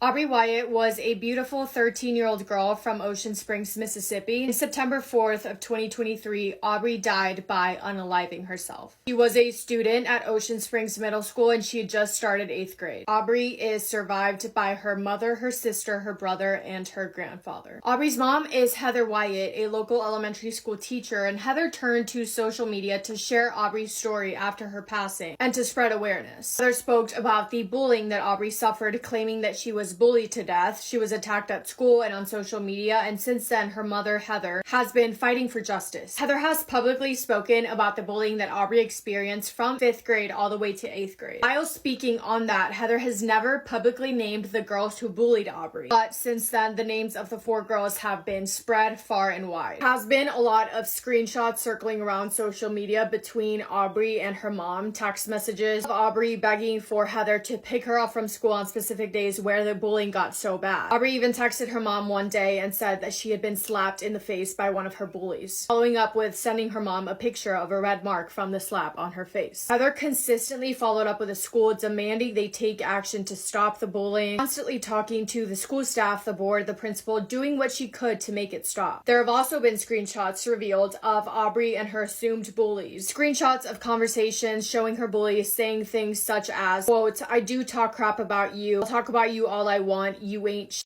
babe." Screenshots between Aubrey and girls referring to the day that she was slapped, of a girl asking, quote, "Why did you cry? I barely hit you." To which Aubrey responds and says a name that has been scratched out of the screenshot. "Blank, you slapped me hard. You may not have realized it, but you did." Recently, the parents of those 4 girls filed a lawsuit against Aubrey's mom, Heather, on acting with malice and defamation. Defamation is defined as any false information that harms the reputation of a person, business, or an organization. Allegedly, and I'm going to read this is all information that I just found on the internet, and everything said in this video is just my opinion and my opinion alone. Allegedly, the complaint against Heather reads, quote, "As a direct and proximate cause of the false, defamatory, and slanderous social media post of the defendant, Heather Wyatt, the plaintiff's minor children have been receiving insulting and revolting messages from around the world, attacking them, calling them vulgar names, These young ladies were in the 8th grade, end quote. After that lawsuit, a judge ordered Heather to take down her social media. However, as of Tuesday, July 16th, the parents dropped the lawsuit, but the parents can still file in the future should they choose to do so. It is honestly unknown where we will go from here. Everything about this case is horrible in every aspect, and there are 3 main points that I want to make. If I am going to be talking about this case, I feel the extreme need to say what I'm going to say while bringing attention to this case. Number 1 being that at the center of this whole situation is bullying. When Aubrey's mom, Heather, came to social media in the first place, her intentions were not only to spread awareness and fight for justice for Aubrey, but also to spread awareness about bullying and to stop that. By spreading bullying onto those other girls and threatening them and their families, they're only going against what the Wyatt family is asking for. All we can do as people on the outside looking into the situation is spread love, respect, and support for the family. There is a right and a wrong way to go about that, and we can extend all the love and the support to the Wyatt family without spreading any more hate. Secondly, I think that the power of social media is great. I think it's amazing joining together and locking arms with the Wyatt family to make sure that they don't feel alone in this. But we have to remember that this is their life. Heather, Aubrey's siblings, and friends have lost a person that they loved so much and adored, and that loss stays with them forever. They don't get to turn off their phones and forget everything on social media that's being said about them, about Aubrey, or about their family. That sticks with them forever. The grief isn't only temporary for them. This loss that they're experiencing is a horrible feeling to them, a new feeling that they have to learn to adjust to. There is no book that tells you how to deal with a situation like this, no directions on how to accept the death of a daughter, loss of a sister, of a friend. They are learning how to grieve, and it's not something that they can get over. This does not end for them. They are learning how to cope, and when we write and post about this, we have to keep that in mind. Lastly, and please listen to me when I say this, if you are someone that has found yourself to be in a similar headspace that Aubrey was in, please remember there are people in this world that love you. Remember that you sticking around is worth it, and I know there are so many times where the world can seem so big and so scary. It can seem so dark, but I promise you that where there is dark, there is also light. I beg any of you who are doubting it to please stick around long enough to see the light again. You are loved, you are cared for, you matter, and you are important. The Wyatt family has created a GoFundMe for Aubrey. I'm going to try and link it in the comments if I'm able to. If you find yourself in a position to be able to donate, please do so. If you can't donate, sharing love and respect and keeping Aubrey's memory alive is amazing as well. Okay.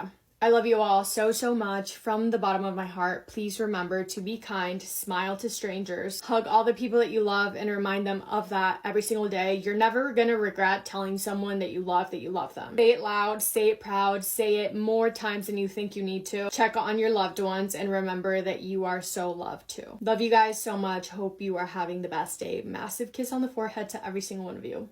In 1989 in Minnesota, Jacob Wetterling was only 11 years old when he was taken and killed. The details on this are so incredibly sad. So if you think listening to cases like this about children are way too hard on your heart and on your mental health, totally get that. Skip this video and I will see you in my next one. Jacob was born in St. Joseph, Minnesota to his mom, Patty, and his dad, Jerry. He was one of 4 kids. He had one little brother named Trevor, a little sister named Carmen, and an older sister named Amy. Where they lived was a very rural, that's such a hard word for me. I'm gonna get bullied for it. Rural?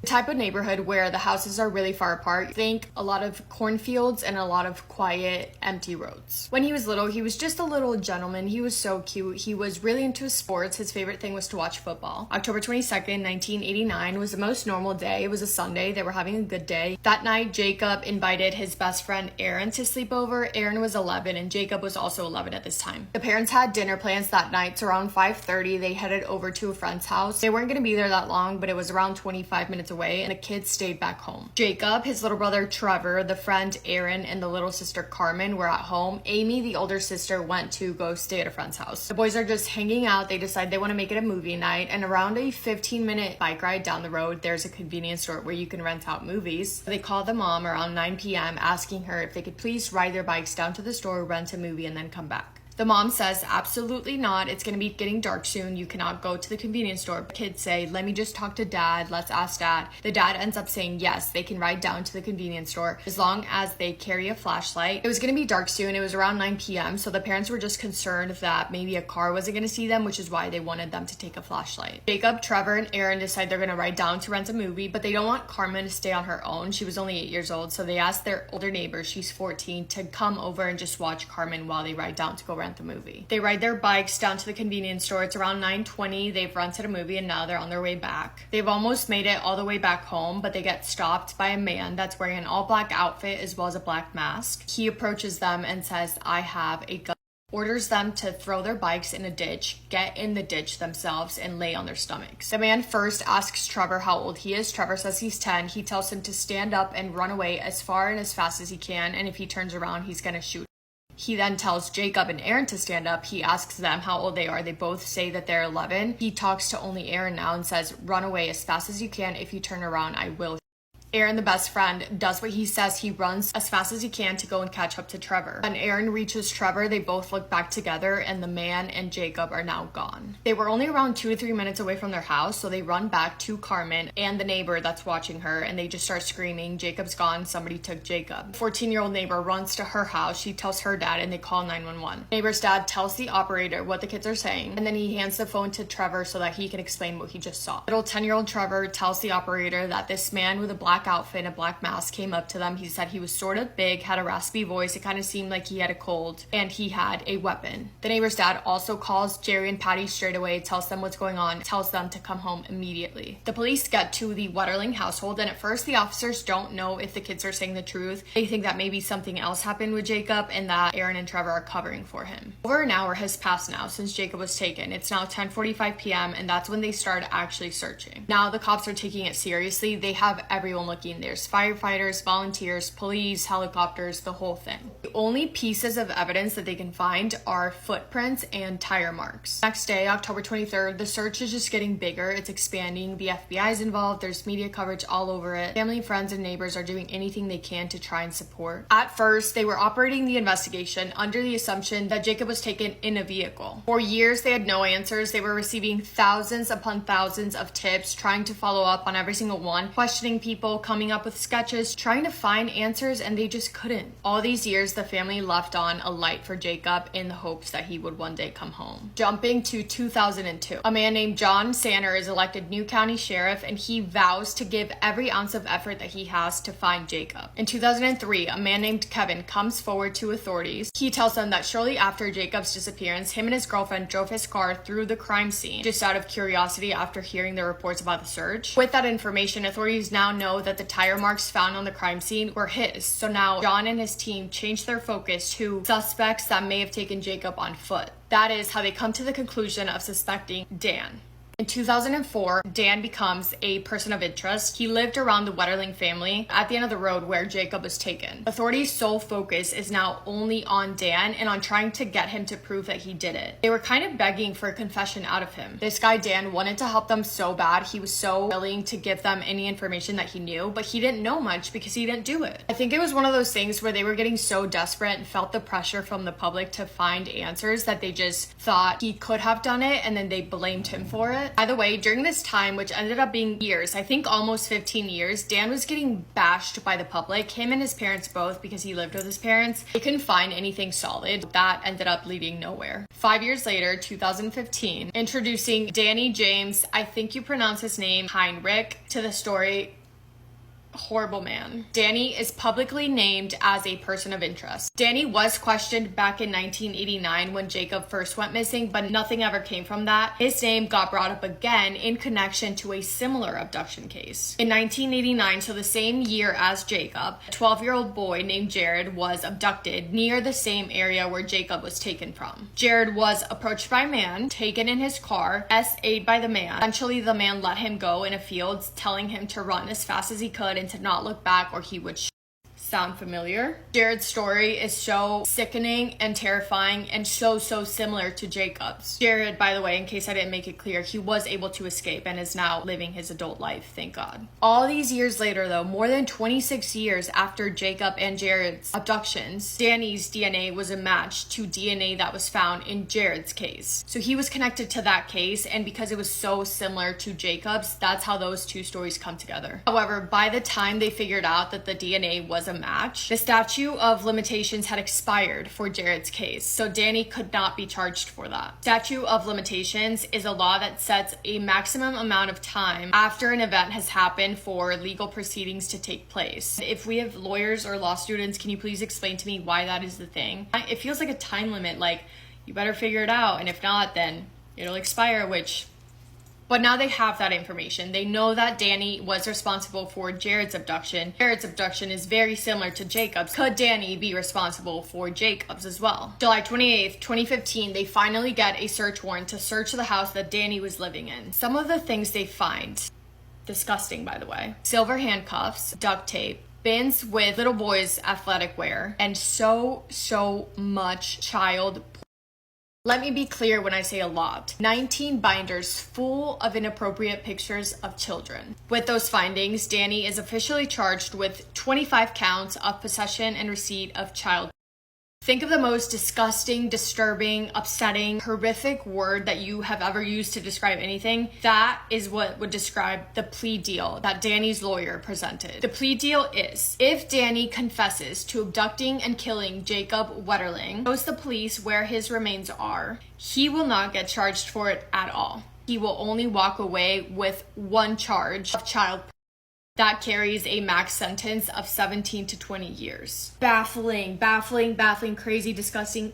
I will not pretend to even begin to think what the family was going through. They did accept the plea deal, probably because for 27 years they've been begging for answers, filled with hope. Now you have the opportunity to know what happened to Jacob and get some sort of closure. September 6, 2016, Danny gives a full detailed confession. This part is really upsetting. I'm going to try and say it in the most respectful way possible, but if you don't want to hear what happened, just skip ahead a little bit. Danny describes the night of the abduction. He says he was aimlessly driving around when he spotted 3 boys. He saw them riding their bike to the convenience store, decided he was going to hide and wait for them to ride back. When they were riding bike, he approached the boys. He told them to throw their bikes in the ditch. We know that part. After Trevor and Aaron ran away, he handcuffed Jacob, put him in his car seat, and drove away. He made him duck down so that no one would see him. Danny said throughout this whole time, Jacob was crying, asking, "What did I do wrong?" saying that he just wanted to go home and he was really cold. Danny then pulled over on the side of the road,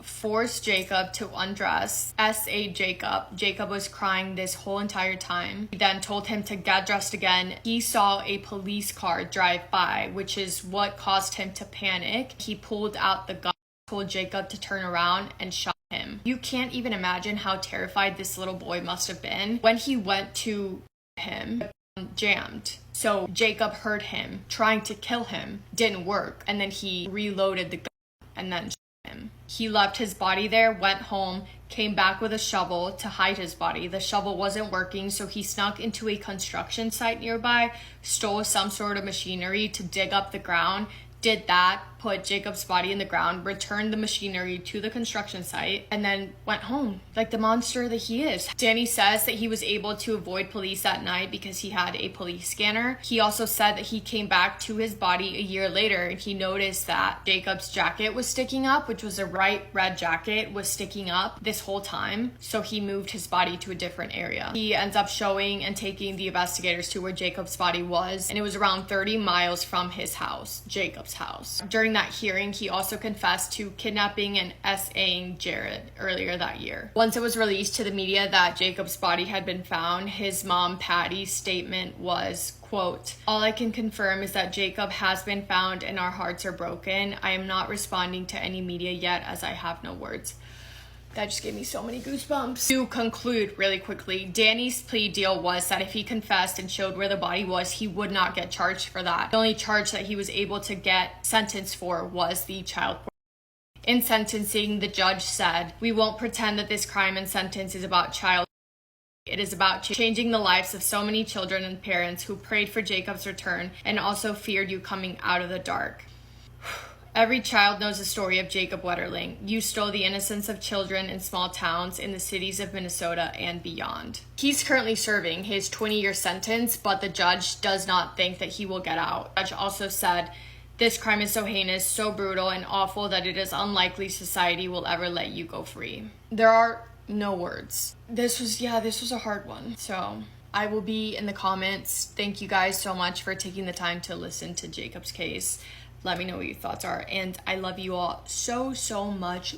Big kiss on the forehead for all of you. Love you. Yeah, that's not gonna cut it for me. I need answers. What do you mean she just went missing in the middle of the night and we don't know anything? Aisha Degree lived in Shelby, North Carolina with her mom, dad, and older brother O'Brien. I wouldn't say their household was strict necessarily, but the parents were definitely raising the kids a certain way. The parents knew the world was scary, and they knew that watching the news or being online could lead the kids to find out or learn about information that kids shouldn't know about. And they wanted to be cautious of that, so the house rules were kind of based around that. They didn't have computers in their house. They taught the kids to be aware and careful of their surroundings. And they spent most of their time with either family or members of the church or people from their school. In 2000, Aisha was in 4th grade. She was attending Fallston Elementary School. She was 9 years old at the time. She was the cutest little girl. She was so sweet. She was funny. She was also a little athlete. Both her and her brother played basketball. The night of February 13th in 2000, it was a regular night. The kids were just at home with the mom because the dad was working a night shift. Aisha ended her night around 8 p.m. She put on her little nightgown and went to bed in the bedroom that her and her brother shared. Her father, Harold, got home around 12:30 right after midnight. He went to go check on the kids. Everything was fine. They were sleeping. He checked on them again around 2:30 right before he went to bed, and again, everything was fine. Both of them were sleeping. The next morning, February 14th, 2000, the mom wakes up around 5:45. She woke up a little earlier than usual because she wanted the kids to take a shower before school. She goes to wake them up. She opens the door of their bedroom. She sees Bryant sleeping in his bed, but Aisha is not in hers. The mom starts wondering if maybe Aisha woke up on her own, so she starts walking around the house trying to look for her. She can't find her. She wakes up her husband, Harold. They're both walking around trying to see if she's anywhere inside the house, but she's just not. They call the grandma, Harold's mom, because she lived on the same street, to see if for any reason Aisha would be at her house, and she says no. They rush outside to the cars to see if maybe she was in a car. She wasn't. And that is when panic sets in. Now that they've checked everywhere she could possibly be and she's not, they're freaking out. Akila is Aisha's mother's name. She calls her mom, so Aisha's grandma, to tell her what's going on, and her mom tells her to hang up and call 911 immediately, so she does. By 6:40 a.m., officers are at their house and they're looking inside the house while the parents are going up and down the street asking neighbors if they've seen or heard anything. By 7 in the morning, the whole neighborhood was awake and everyone was aware that Aisha was missing. Not only were neighbors looking, but also friends, family, and members of the church had also dropped everything to go to their house and support the family and help out in the search. Soon they realized the items missing along with Aisha were a backpack, a notebook, a pair of pants, a shirt, and a pair of shoes. Because those items specifically were missing, and also because there was no other sign of forced entry or anything signaling that something may have happened, the police start thinking, could Aisha had left by herself? Did she just wake up in the middle of the night, get dressed, and then walk out? But why would she do that? They share those thoughts with the family and the parents, and her parents say immediately no. She was 9 years old. She was shy. She was scared of the dark. She was scared of dogs. She was scared of storms. It was storming heavily that night. Why in the world, which this is one of the biggest theories as well, I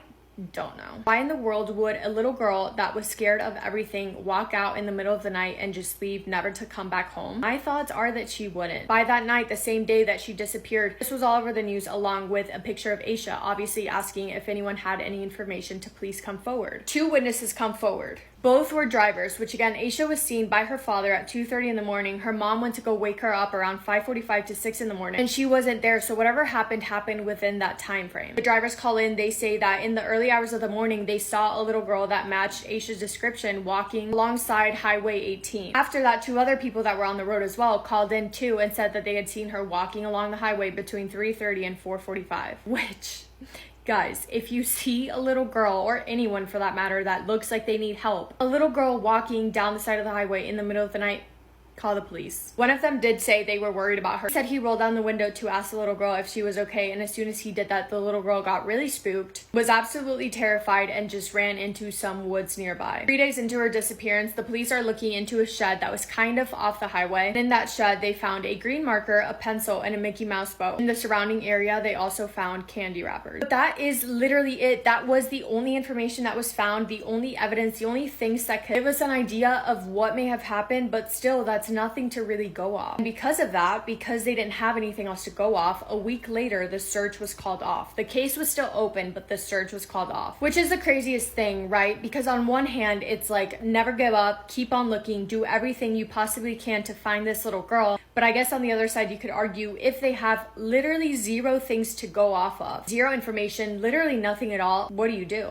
It's a hard one. It's difficult, and I feel for her family. By the way, this entire time, the family had been on TV begging for Aisha's safe return. Friends and family were still obviously helping look for Aisha, but they had nothing. Until August 3rd, 2001, around 26 miles north of Shelby, along that Highway 18, Aisha's backpack was found. The backpack was found by a construction worker that was digging up the the area, and it was inside of 2 trash bags, and inside of the backpack was a note with Aisha's name and phone number. The area in which the backpack was found was further searched, but again, nothing. The FBI took the backpack for further forensic testing, but the results of that were never released. In February of 2015, FBI agents announced that they were going to be re-examining the case, re-interviewing witnesses, and they put out a $25,000 reward. And still, nothing. It blows my mind. 15 months later, in May 2016, the FBI announced that they had received a lead that Aisha may have been seen getting into a dark green 1970s Lincoln along the same area where she was last seen. But guys, that also led to nothing. Like, I can't believe it. In November of 2020, 20 years after her disappearance, an inmate wrote a letter from jail claiming that he knew that Aisha Degree had been murdered and that he had information on it. But in February, it's a hard word, okay? County sheriffs announced that that also was a dead end. I can't sleep at night. Think about how many people are in the world. You're telling me that not a single person knows something. It's literally unbelievable to me. Like, it's cases like this that drive me insane, because what are you talking about? I'm gonna put a picture of what Aisha would look like now, and let me know what you think about this, because I find it to be the most bizarre thing ever. That is all from me today. I hope that you've been having the best day ever. It's a beautiful day for me today. Remember to be kind to people. I hope that you've had something in your day that has made it awesome today. And if not, I will give you a massive kiss on the forehead to make your day better.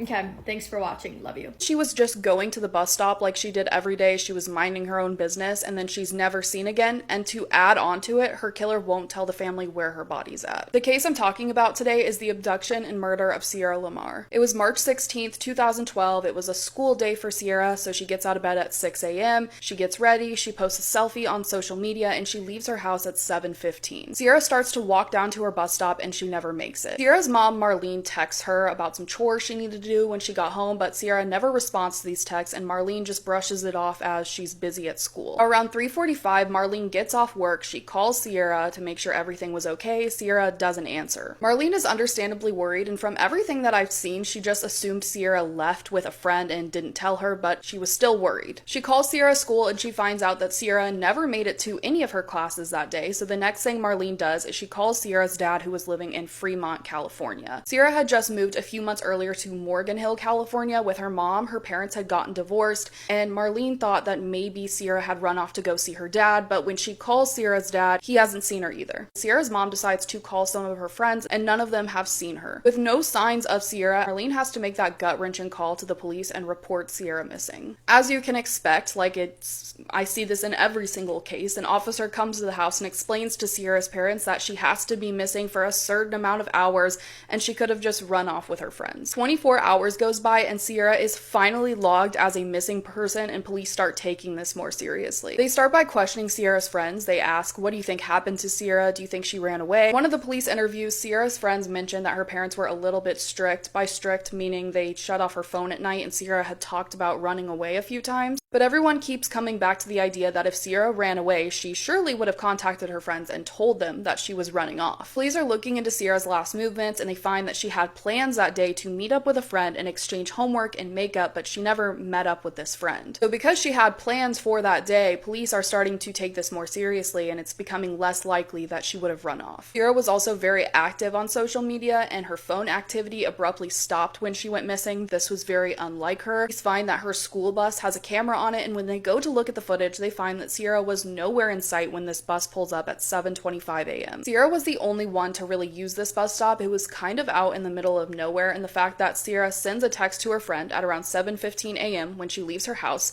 10 minutes later, the bus comes and she's nowhere to be found. Police start thinking this is an abduction. It just goes to show how quickly these abductions happen and how seriously we need to take them, because by this point, Sierra has already been missing for more than a day. The entire community of Morgan Hill bands together. They start searching for Sierra. The next day, around 3:45 a.m., Sierra's phone sparks to life. Police start getting pings off of her phone about a half mile from Sierra's home. So police go to this area and they find Sierra's phone in the middle of the field. Unfortunately, there's no clues on this phone that can help them, and a couple days into the search, police are driving down a rural road a couple miles away from Sierra's home, and they come across 3 shed-like buildings, and they decide to go out and search. As they're searching around this shed-like building, they find Sierra's bag. Inside the bag, they find her jeans, her shoes, the shirt she was wearing when she went missing. They also find her homework, everything she would have taken to school that day. After examining Sierra's jeans, they find some debris, and they also find DNA. They enter this DNA into CODIS, and it comes up with a match. 21-year-old Antolin Garcia Torres, he had been in trouble with the law previously in 2009 for felony assault, so that's why his DNA was already in CODIS. No reason to believe that Sierra and Antolin knew each other, but 2 undercover officers pose as a couple, and they move into the trailer right next to the one Antolin lived in with his girlfriend and his daughter. They set up 24-hour surveillance on him. They start watching his moves to see if maybe he was holding Sierra somewhere. The community he lived in was kind of like an RV park, so they decide to check the security footage of the RV park. There was one camera that caught cars coming in and out. They find Antolin leaving the RV park around 8 a.m. Sierra was abducted between 7:15 and 7:25, so if Antolin left the RV park at 8 a.m., he couldn't have been involved. What investigators find is that the security camera was never adjusted for daylight savings, so the timestamp was 1 hour ahead,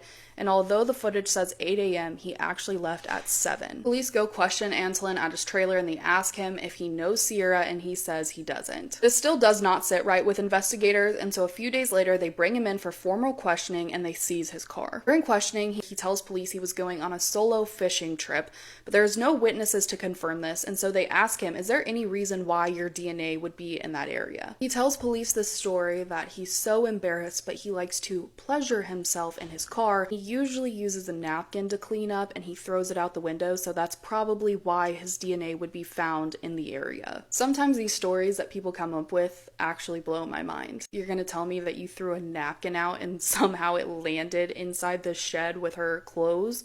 Doesn't make a whole lot of sense.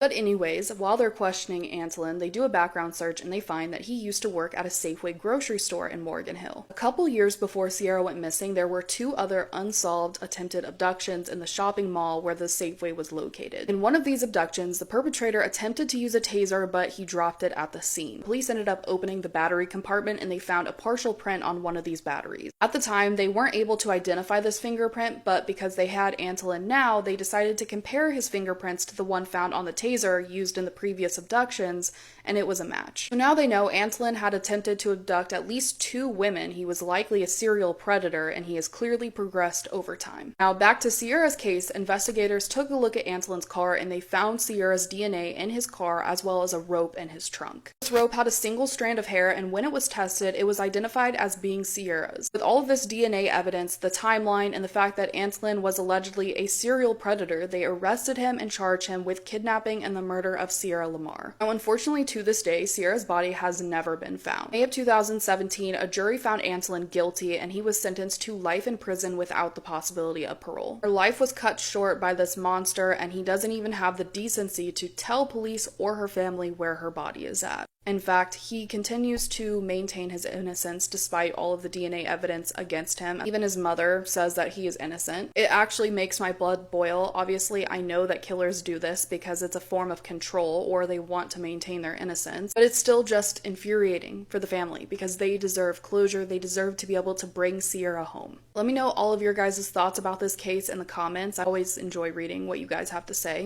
Also, to address a couple of things, yes, I am looking at my notes. The reason I look at my notes is because I want to make sure that I get all of the facts of this case correct, and I don't want to give out any false information that could be harmful. False information can be very harmful, even if it's a little slip-up mistake. As always, thank you guys so much for your support. I love every single one of you. No, I say it every single time, but thank you so much, every single one of you. I look forward to seeing you guys again next time. This mother Googles Casey Anthony, and then she unalives her own son. It was July 1st, 2012, when the guests of Best Western in Pittsburgh, Pennsylvania hear this woman frantically running down the hallway, and she's screaming, "My baby, my baby." We later find out that this woman is 33-year-old Sharon Flanagan, and while this is happening, this innocent bystander, Dominic Nettie, runs to her assistance, and when he enters Sharon's hotel room, he finds the lifeless body of Sharon's 2-year-old son, Stephen Flanagan, face down in the bathtub. So paramedics immediately arrive on scene, and they rush little 2-year-old Stephen to the hospital, and because Sharon at this point is just acting super weird, police are also called to the scene. Now, according to Sharon, she says she places 2-year-old Steven in the bathtub in around a foot of water so he could play, and then she says she just gets lost in thought and doesn't even realize that Steven gets in trouble. Then she changes her story very shortly after and says for some reason she fails to hold Steven's head above water. Sharon's obviously immediately arrested and charged with murder because of this shocking story, and because not once did Sharon ask how Steven was or want to go see him in the hospital.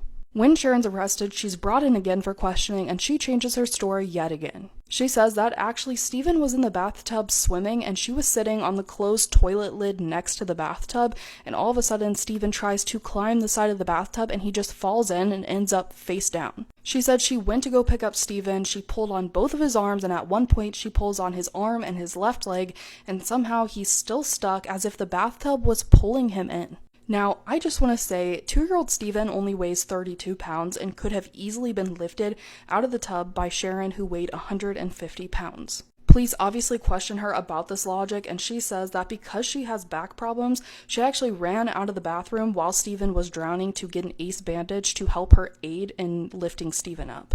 But when she gets back, Steven is lifeless. She goes on to say that she runs out of the hotel room, but then she locks herself out of the hotel room, so she runs down to the front desk to get a new key, and then she returns to the hotel room with Dominic Nettie, the innocent bystander, and a security guard. Now, while Sharon's being questioned about all of this, unfortunately, a couple days later, Steven passes away, and an autopsy reveals it's due to complications with drowning. What everyone ends up finding out is that there were documents previously filed where Sharon had actually threatened to unalive herself and then Steven.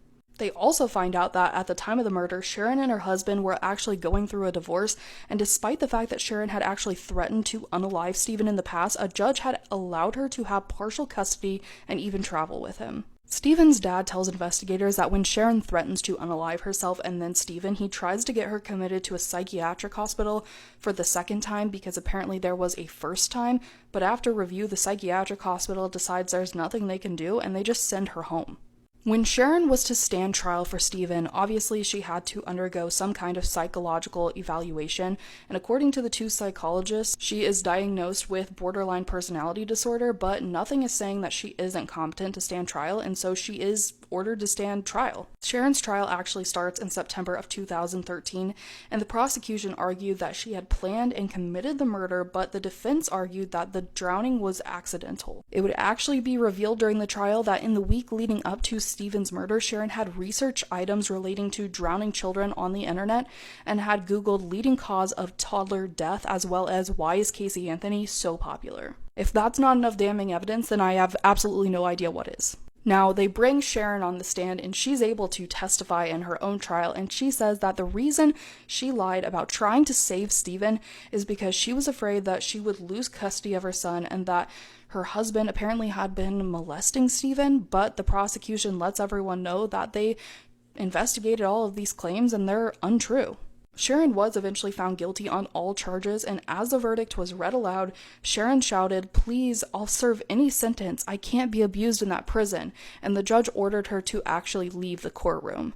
She was ultimately sentenced to life in prison. The fact that there's evidence of prior problems going on with Sharon and then little Steven just breaks my heart that she was not given the help that she needed, obviously, and then she was able to have partial custody of her son after all of this went down. I'm interested to see what you guys have to say about this case, so please let me know down in the comments, and thank you so much for watching. I look forward to seeing you guys again. When this stunning cheerleader vanished on holiday, it would take another shocking murder before her killer would face any kind of justice. In May 2005, Natalie Holloway was in the mood to celebrate. The 18-year-old had just graduated from high school and was heading to Aruba with her classmates for the holiday of a lifetime. 124 other seniors joined Natalie in Aruba. On the 30th of the month, they were in a nightclub. It's believed that they left around 1:30 in the morning, and Natalie tried to get a lift back to the Holiday Inn. Concerningly, she never showed up at the airport the next day to get her return flight home. Her packed luggage and her passport were both found in her room at the Holiday Inn. Now, this obviously rang alarm bells. What on earth had happened to Natalie after she left that nightclub? Her mum and stepdad were panicked and flew to Aruba. There was one prime suspect, a male that Natalie had been seen with getting into a car for a lift back to the Holiday Inn. This was 17-year-old Jordan van der Sloot. A friend of Natalie's confirmed that they had actually been speaking to Jordan that evening. They'd seen him several times. Now, what they didn't know and what would be revealed later is he had somewhat of a reputation in the local area. He was known to be predatory to tourists. Now, when police questioned him, he insisted that he and 2 other males had dropped Natalie off at her hotel at around 2 a.m. Now, Jordan claimed to police that he'd actually dropped Natalie off and seen her talking with 2 security guards. Police then arrested the 2 security guards on suspicion of kidnap, but soon released them. They knew it was in fact Jordan that they needed to investigate. Jordan was arrested along with the 2 other males from the car, the Calpo brothers, aged 18 and 21. They were all questioned, and suddenly the trio's stories all began to change and contradict each other. Now, this was obviously a massive red flag, and then Jordan's story changed massively. He stated that as Natalie left the vehicle, she slipped and hit her head, and he left her injured on the side of the road. He insisted that she was alive at this point. Now, frustratingly, with no body, police were at somewhat of a dead end. The 3 men, frustratingly, were set free. An agonising ordeal ensued for Natalie's loved ones. There were multiple arrests over the years, but frustratingly, due to lack of evidence, people kept being released. There were also multiple theories flying around about potentially Natalie being disposed of by drug runners. Tip-offs would consistently lead to dead ends, and Natalie's family suffered the agony of having so much false hope. Then in February 2010, Jordan's dad died. Jordan then sent an email to Natalie's family stating, "My father's dead, I have nothing to hide. For $250,000 I will tell you what happened to Natalie." The family ended up actually paying him $25,000 initially, and stated that if he led them to where he claimed that Natalie was, and Natalie was there, they'd give him the rest of the money. He led investigators to an area, and it turned out to be a lie. This, however, enabled the FBI to actually arrest him with extortion. Sickeningly, he would later admit to wanting to get back at Natalie's family. He stated, quote, "Her parents have been making my life tough for 5 years." Now, tragically, before he could be arrested for this crime, he fled to Peru. This trip would prove to be fatal. On the 30th of May 2010, exactly 5 years to the day that Natalie vanished, Jordan met Stephanie Flores. She was just 21 years old. The 2 visited a casino before heading back to Jordan's hotel room. Chillingly, Stephanie was reported missing shortly after. 48 hours later, she was found dead in Jordan's hotel room with a broken neck. It transpired that Stephanie had discovered incriminating evidence on Jordan's computer. This linked him to Natalie's murder. When Stephanie found this, she confronted Jordan. He then murdered her too. He was given 28 years in prison for Stephanie's killing. Jordan would eventually admit to killing Natalie when he made sexual advances to her that she refused. He admitted to kicking her hard in the face after she kicked him in the crotch to get him off her. He said he then hit her with a cinder block. He then claimed to have dragged her body to the ocean. However, we obviously can't 100% trust Jordan. We know he has a track record of lying. As he took a plea deal, frustratingly, he may actually never be prosecuted for Natalie's murder. She was declared legally dead in 2012. Now, heartbreakingly, her remains have never been found, and she's never been able to have a proper burial. Now, I'd really recommend watching the documentary series, The Disappearance of Natalie Holloway. It's an absolutely fascinating and really gripping documentary series. This isn't an ad, it's just the fact that me and my friend watched the whole documentary series in one evening because we were so hooked on it. The case and what the family went through in the search for justice for Natalie is just so extensive. I haven't been able to really do it justice in this video.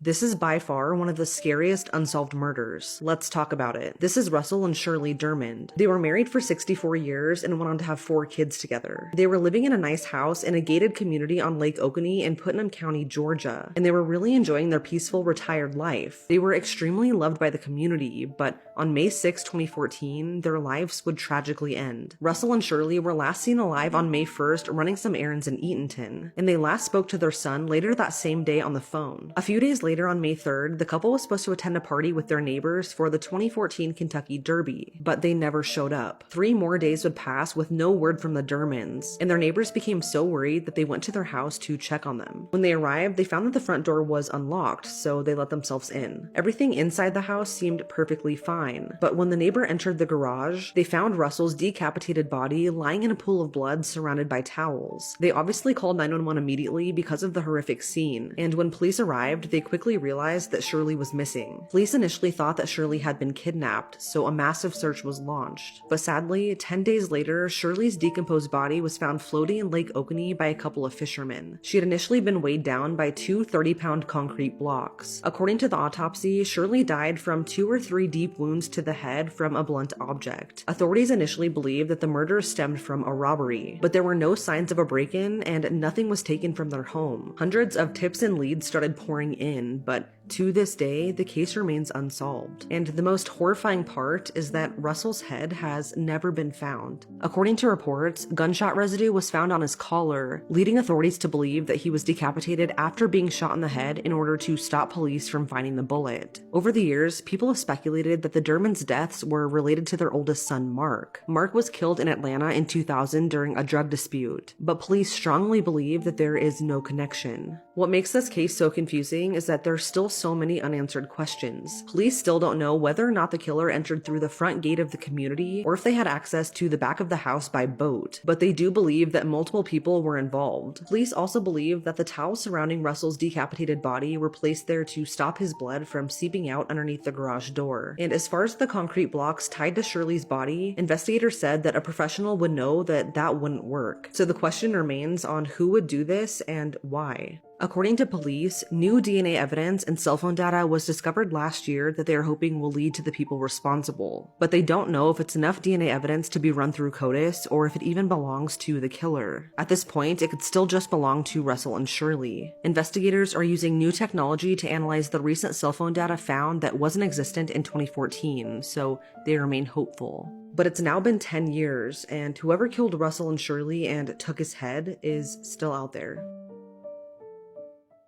This 17-year-old boy was killed by a member of a local neighbourhood watch for no reason. Trayvon Benjamin Martin was born on the 5th of February in 1995, and his murder sparked a massive debate about whether or not it was racially motivated. He was unarmed, he had no criminal past, and he was on his way out to just buy Skittles and iced tea. Trayvon had a lovely childhood. His parents did split up when he was about 4 years old, but they always encouraged him to get out and do the most. He used to go on skiing holidays, he'd go horse riding, he'd go to New York and see all of the sights.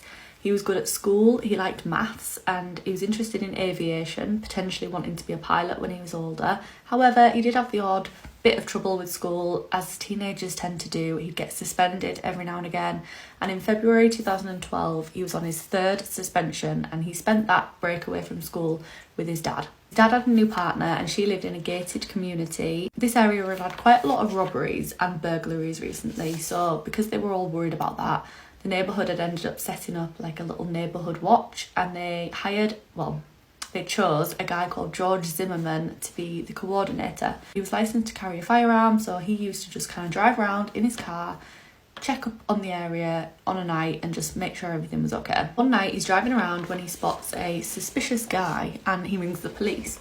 This is at 11 minutes past 7 in the evening, and he rings them just to report what he's found, because this is kind of what he's supposed to do. Bearing in mind that between August 2011 and February 2012, he rang the police multiple times to report suspicious individuals, and every single time it turned out to be absolutely nothing, and every single time it was a black man that he was reporting as suspicious. The suspicious guy on this occasion, I'm sure you can tell where this is going, was Trayvon on his way out to buy Skittles and iced tea from the shop. He was on the phone to his girlfriend. He had like an AirPod kind of style headphone in, talking to his girlfriend, completely calm, completely normal. There is CCTV footage of him at the shop and everything is fine. Like, it's completely normal. He's walking back on the phone with his girlfriend and he notices that there is a car following him, and he says it to his girlfriend, and he ends up running just to kind of go between some houses to get home quicker. And at some point during this, he ends up losing the connection to his girlfriend. I don't know whether the AirPod thing maybe falls out or it just kind of cuts out, but he's not on the phone anymore. Meanwhile, George is told by the dispatcher not to engage with the individual. They were going to send an officer. He didn't need to do anything. He just needed to stay in his car and not do anything. George decides to disregard this and go after Trayvon himself. An altercation takes place and nobody knows who said what or who initiated what, who did what first. Nobody knows, but all that is known is that somebody, one of them, shouted out for help multiple times, but the neighbours weren't able to decipher who it was, so we don't know. The altercation ends when George shoots Trayvon in the chest less than 100 yards away from the house that he was staying at.